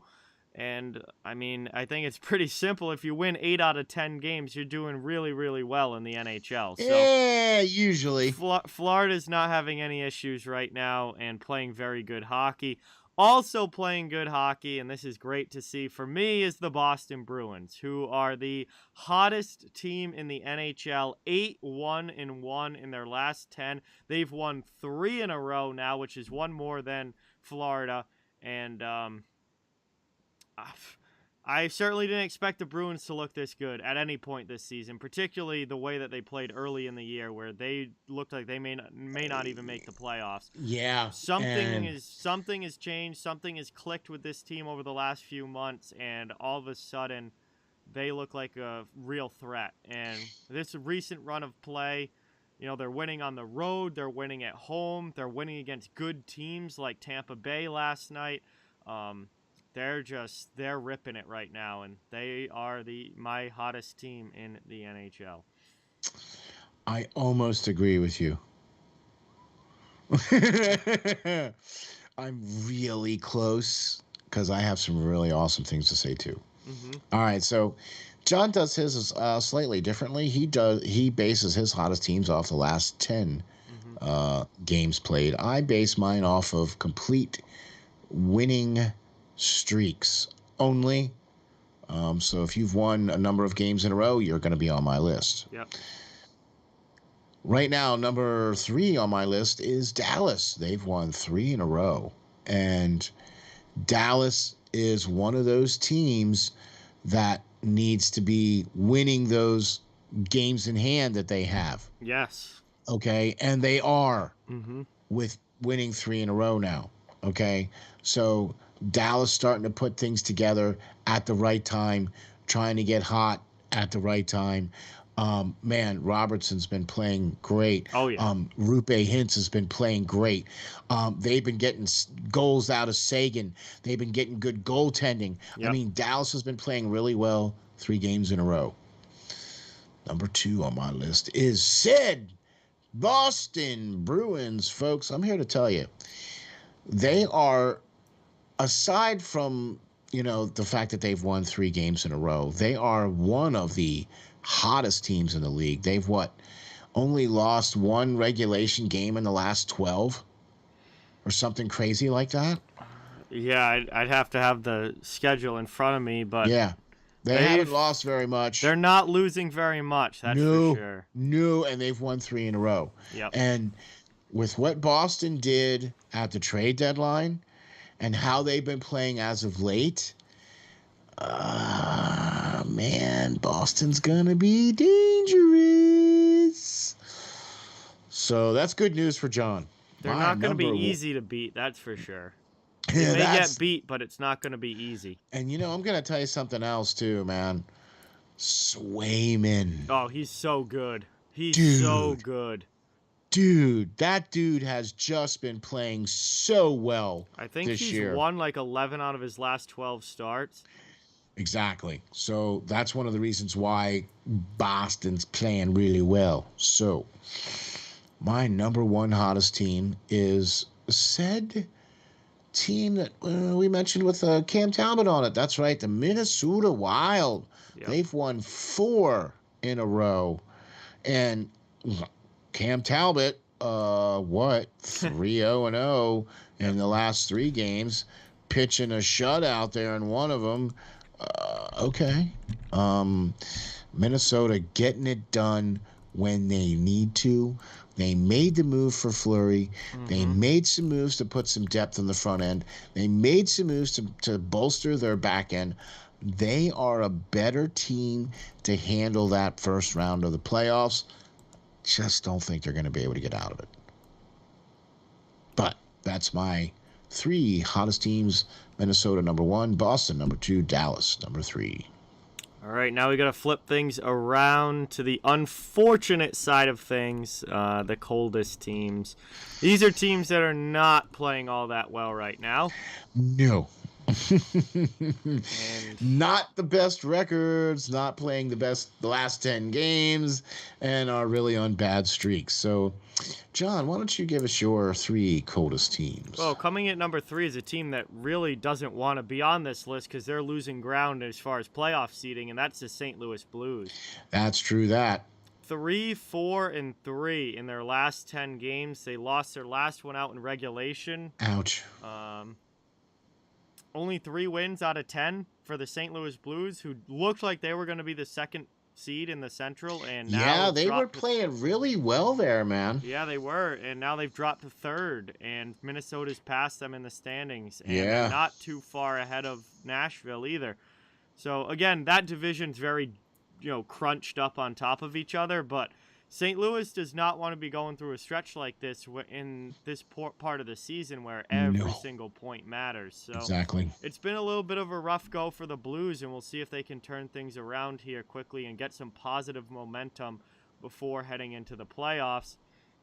Number 2 is the Detroit Red Wings, just 2-7-1 in their last 10. Not a total surprise that Detroit would be on a coldest teams list, but they lost their last game out in regulation as well, just 2 wins out of 10. Red Wings have been better this year than they have been for the last few years. They've made significant steps from last year, I agree. There's absolute progress with Detroit, but they're certainly not there yet. And right. I think these last couple weeks have been a pretty good showing of why they're not quite there yet. Exactly. And it's all about the young guys just continuing to grow and improve for them. But they made some moves during the trade deadline that is going to help bolster their team in the future as well too. Yeah, they made some good selling moves and got some draft picks too. So, looking forward to what Detroit's going to be doing in the future. That's for sure. Yes, and number 1 is the Anaheim Ducks. Talk about a team that's completely lost any playoff chances that they once had. 1-7-2. in their last 10, and they've lost 3 straight in regulation. But this was a team that not too long ago was in a playoff spot in the West, and then have really gone into a bad slump, and it's not gotten any better. In fact, it's gotten worse, and they only have 1 win in their last 10 games. They've lost 3 in a row. They sold at the deadline, which I think was actually a very smart move. They were intelligent enough to realize that they weren't quite there yet. They still need to build for the future, and they're probably not going to win too many games the rest of this season, but they do have a very bright future in Anaheim, but this year is not the year.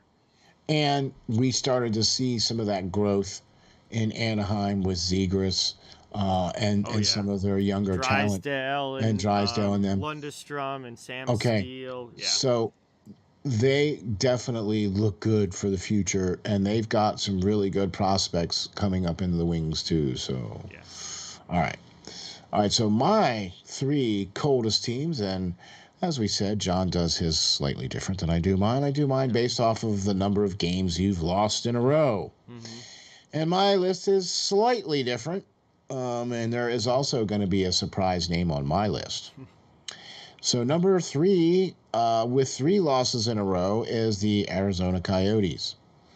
Do I even need to say anything? They were on the hot list last week, though. Right? And so how quickly things change. Typical. Right? Typical Arizona.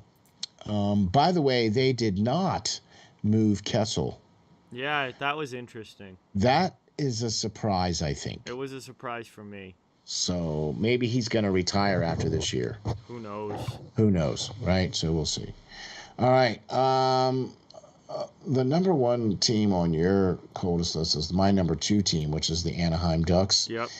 And boy, they just have fallen off the cliff, man. The last 3, they've lost 3 games in a row here now, the last 3, and man, they looked good in the beginning of the year. They were, we said watch out for those California teams, and it just wasn't Anaheim this year. So, All right, my number 1 coldest team, and it's gonna be a shocker, but it's the Tampa Bay Lightning. They've lost 3 in a row. All right, don't kick me. But yeah, the fact that they've lost 3 in a row and they're still in the top 5. Or no, actually they're not. They're not. They dropped out. They dropped out. So that is not a good thing for Tampa Bay. They dropped to a wild card spot in the East. I think that's the best we're going to see from them. I just do, because like Perlo was talking about this the other day, and we talked about it last year with Perlo, and he said the same thing, and you can see them doing it, where they're not quite all in for the regular season. I think they get very bored with the regular season. I think so too, and we're getting to that point. Yeah, and it's been a long year. It's been a full year. Yeah, and we're getting to that point for Tampa Bay, and so that's my 3 coldest teams. Number 1, Tampa Bay. Number 2, Anaheim. And number 3, Arizona. All right, time to have some fun now. You ready? Oh, yeah, I'm ready. Need to make up for last week. I know, man. Last week was not so good. Okay, so John and I like to list out all the games that are going to be coming up for Saturday, and we like to pick and see who's going to win. We tell you who we think is going to win and maybe a little reasons why we think they're going to win. And so we've been keeping a running total, and this is just for fun. We're not doing this for anything. We don't, I don't put any money on any of this stuff, and I suggest that you do not do the same. Definitely don't do it based on my picks. For real. Last week, John, you were 5-6 on your picks last week for a total of 112 for 72. Last week, Steele was 6-5. And my total is 113 for 72 on the year. Right. So I'm 1 tick. I regained the lead because I was behind last week. So I regained the lead by 1 game. Let's see what happens this week. Let's see what happens this week, because the difference maker was the Columbus Blue Jackets game. Yep. And I picked Columbus. Yep. And I believe you picked St. Louis. I did, and the Blues have not been playing well. No, they have not. So we've got a full slate of games for this coming Saturday, the 26th of March. So we're going to start right off and get right into it. And here we go. New York Islanders versus Boston Bruins in Boston. Well, both teams have been playing really well recently, and the Islanders have given the Bruins fits this year. Yeah, come on. Like you're going to say them? Nah, seriously. Boston's playing too well right now. I'm going with the Bruins. Duh!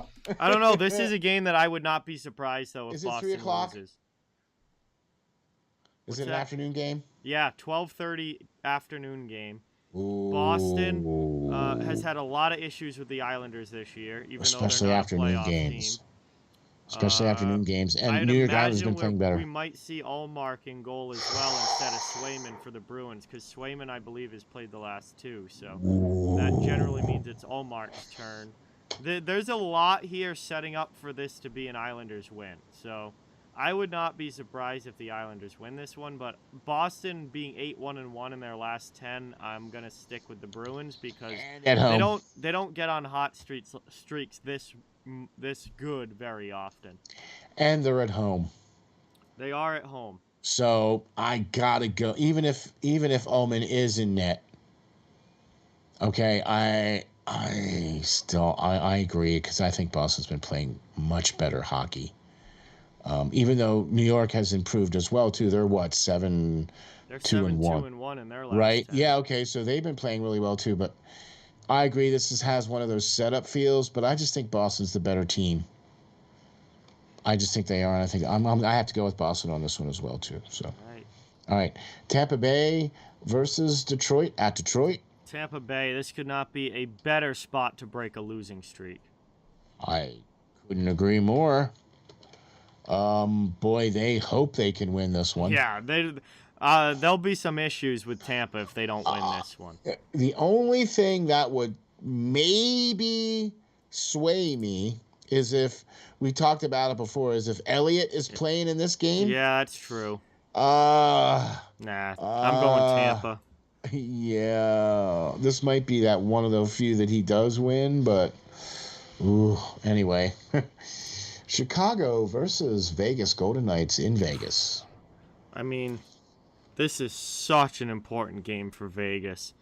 I don't know how they could you're fighting for your life with every single game. Yep. They cannot afford to lose this game. Nope. I'm going to go with Vegas just because they're in pure desperation mode at this point. I'm with you on that. And based off of the denied trade. Yeah. Right? No, yeah, they have no cap space, so Martinez can't come back. Stone can't come back because they couldn't trade out Dodonov because the trade got voided because Anaheim was on his no-trade list that apparently nobody told Vegas about.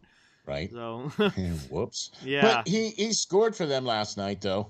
They did destroy the Predators last night. They did, man. It was like, woo. All right. I guess Vegas was a little bit upset last night. I think they got to carry that same level of upset pretty much throughout the rest of the season. I agree. Because if they don't, they're going to be in trouble. Yes. All right. Because Vancouver versus Dallas at Dallas. Oh, what a game. Two teams, massive game here. Dallas. They're playing well right now. Dallas. Oh, man. Vancouver just beat Colorado, too. But then lost... who'd they lose to last night? I don't remember. I'll tell you what here. I watched that Dallas game the other night, and I got to go Dallas on this. Rupe Hintz just is playing well. Robertson's playing really well. Sagan has been playing. I mean, they're getting scoring from these guys. Yeah. Vancouver just lost to the Wild in overtime last night. Okay. They beat Colorado on Wednesday. Yeah. This is a All tough right. one. Yeah. I'm going Dallas. Yeah, I am too. Dallas Okay. is a hot team right now. I'm Yeah. going Dallas at Yeah. home. I'm with you. I'm with you on that one for sure. And all right, so Toronto at Montreal. I believe this is a Hockey Night in Canada Part 1. Oh, I'm sure. I'm gonna do it. Give me Montreal. I want to see it. I want to see the Bruins pass Toronto for second place. Give me Montreal in this one. That would be gut wrenching for Toronto.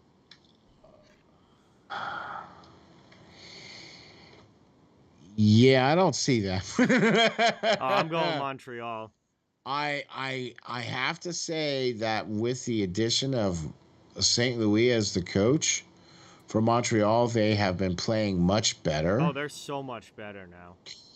But watching them against Florida, and then I think it's going to kind of be the same type of thing. They're completely overmatched. But yeah.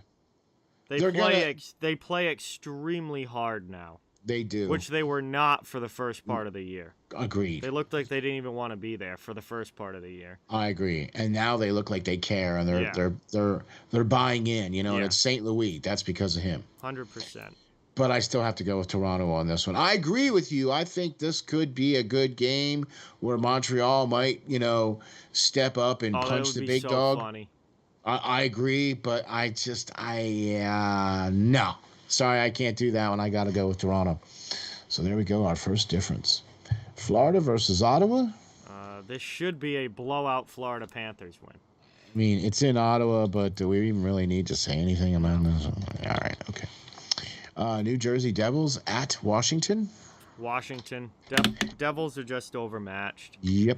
And although they have, I mean, Heischer has been playing well. Hughes has been playing well.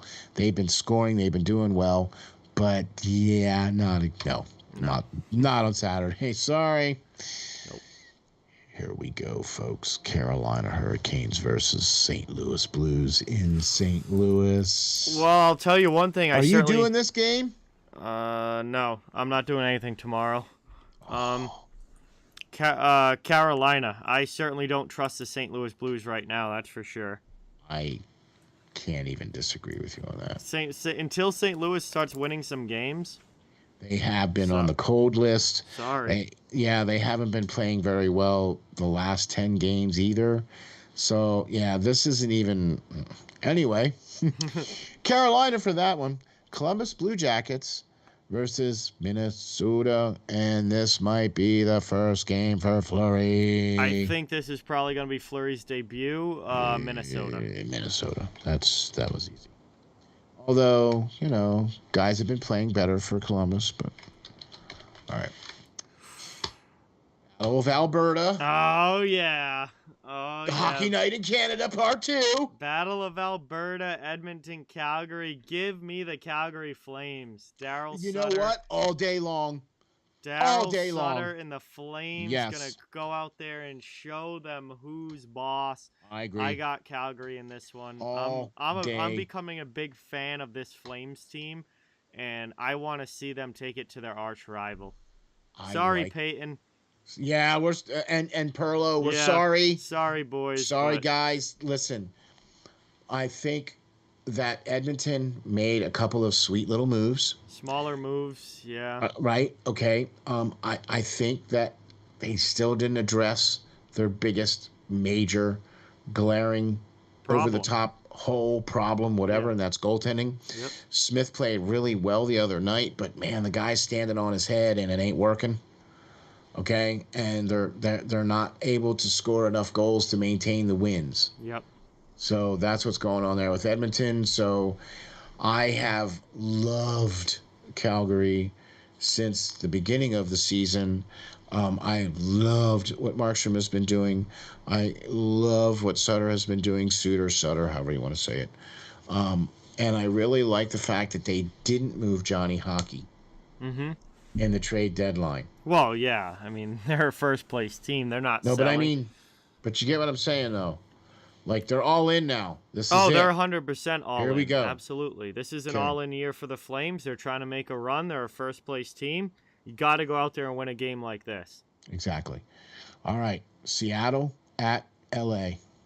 Kings. Must win for LA. LA, yep. LA's like these are games that LA cannot afford to lose. Like they're in a good spot right now, but they're not secure in that good spot. You have if you have a bad week as the Kings, you could drop right out of the playoffs. I mean, right, Vegas and Edmonton could both pass you. So and they're right there. They're only one or 2 points back. Yeah. So if you're LA, you got to win the games that you got to win, and this is a game that you got to win. Exactly, especially against the teams like Seattle and stuff. That's the last place team. Exactly. Here we go. This is the irrelevant game of the week. Anaheim versus San Jose. Two non-playoff teams here. I'm going to go San Jose. Just because Anaheim's been really bad recently. Every time I pick against them, every time I pick them, I don't care. I'm picking San Jose this week. So there you have it, folks. We did all the games for Saturday the 26th. Yep. Just for fun.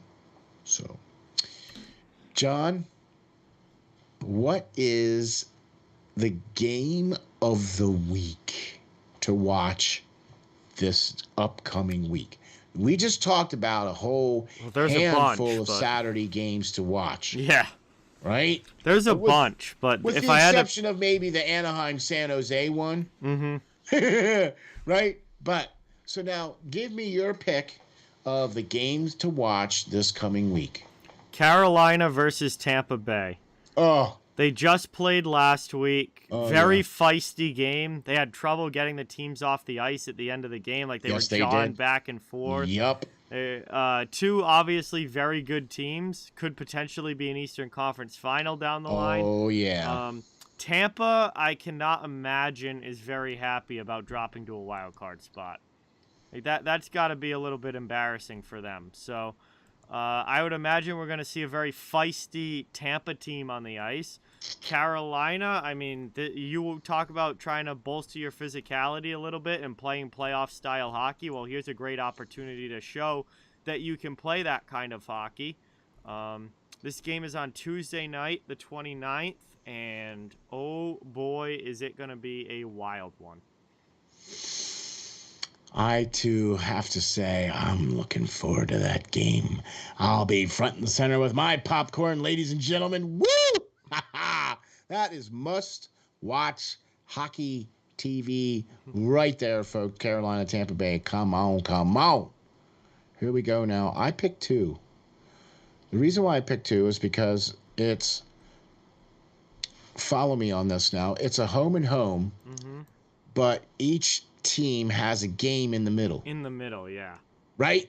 So the 25th and the 29th, the New York Rangers and the Pittsburgh Penguins have a home at home. In between that, they each have a game. Okay? So they play the game on the 25th, have the night off, play a game, have the night off, play a game against each other again, home at home. New York Rangers versus Pittsburgh Penguins. Two teams fighting it out, duking it out for a higher seed.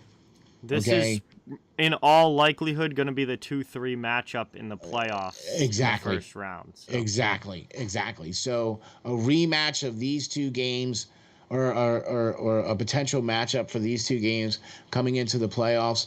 But the fact that they're going to play a home at home with a game separated and they're only going to be 4 days apart. And let's face it, there is no love lost between New York Rangers and Pittsburgh Penguins. Absolutely not. And I'm going to tell you right now, this game is going to be on a level 13 as far as playoff style, as far as chippiness, as far as extracurricular activities, as far as getting guys off the ice and whistles and penalties. And, woo, this is going to be some fun hockey to watch, folks. Basically will be a playoff game between those two. 2 games in the span of 4 days. I'm excited. I don't know about you. But oh, yeah. Sorry, I had to pick 2 games. Oh, man. Right. Now, one of our most favorite spots. One of our most favorite things that we love to talk about. And that's right, folks. Prospect Watch is here again this week. Yes. And We love to talk about the next generation of players. We love to talk about the next group of guys that are going to be coming in, lighting it up, and taking over for the, being the next stars and being the next group of guys coming in. And man, every week we have some amazing young players. And this week is no exception at all. John, who is your prospect watch for this week? So this name's been in the news quite a bit, considering he was just traded at the deadline. Jack McBain, 22-year-old center out of Boston College, 6'4", 212 pounds. Big boy. Drafted in the 3rd round, 63rd overall in 2018 by the Minnesota Wild. However, in a very Jimmy Vesey-like situation, he wasn't going to sign with Minnesota. So they ended up trading him to Arizona at the deadline this year. And then Arizona immediately signed him to his ELC.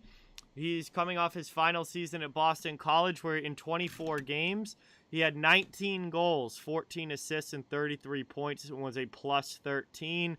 Easily one of Boston College's best players this year. Well over a point per game. Obviously, NHL body at 6'4", 212. And you may not even see him in the AHL. This might be a right to the NHL type of move.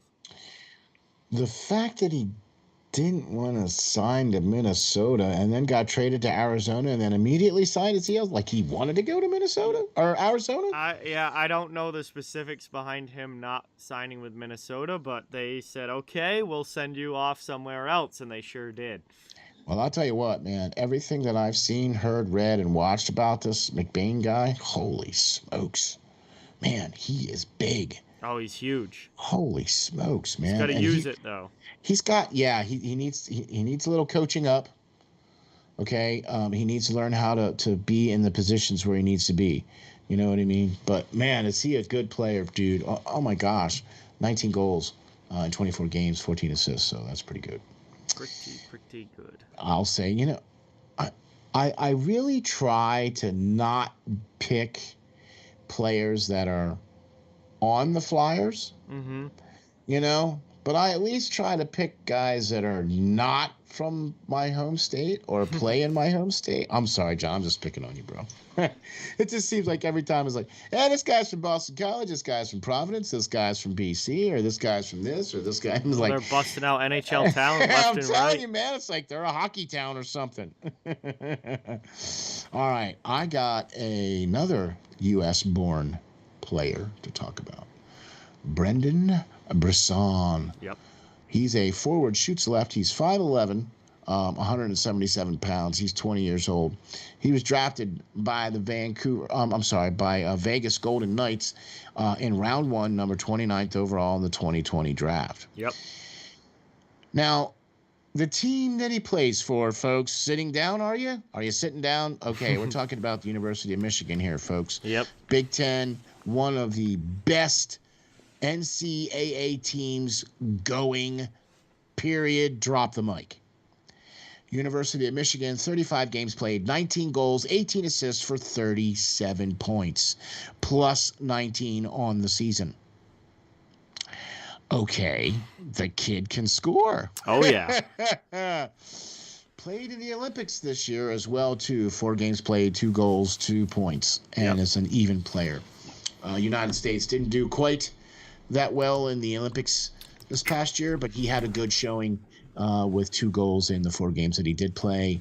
I think he's going to be another one of those type players where you might not see him at the lower level. Because he's 20 years old and he was drafted in 2020. But he's over a point per game player already at the University of Michigan. So, and he looks like he's got the speed, he's got the vision, he's got, you know what I mean? So Vegas could sure use a winger on an ELC so they can trade away one of these obnoxious contracts in the offseason. Exactly. But Brandon Brason is my prospect watch of this week. All right, there we have it. Episode 60. 60. Oh my gosh, John, really? 60? Yes. Wow. Holy smokes. 6-0. And that is going to bring us to the Wow. end now. The Off the Wall Hockey Show, a hockey show for hockey fans, part of the Steel Flyers All Sports Network. Thank you guys all so much for watching. Hope you enjoyed the show tonight. Steel, as always, it was great to do this. Great to have you on. Great to talk some hockey. Really, really appreciate it. John, it just wouldn't be the same if it wouldn't be for you. I can't even tell you how much I appreciate all that you do for Steel Flyers All Sports Network.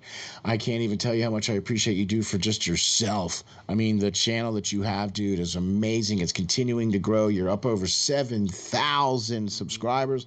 Folks, keep hitting the like and subscribe. If you're missing out, man, you're missing out. You got to be with John. So please hit the like and subscribe. Thank you very much for having us. Thanks for watching us, man. A hockey show for hockey fans. You can check us out on the web at www.steelflyers.com/links/offthewallhockey. Yeah, and check out steelflyers.com for all the work from everybody at Steel Flyers, Perlo, Peyton, Joe, Steel, Hockey Writers Inc., obviously me as well. Everything's all available there at steelflyers.com. Thank you guys again so much for watching again this week. And NHL season continues to roll along. We'll continue to roll along with it. We'll see you guys next week, where we will have a brand new episode coming up and a whole new week of action to talk about. Have a great night. Have a great weekend. Thank you all so much, and we'll talk to you soon.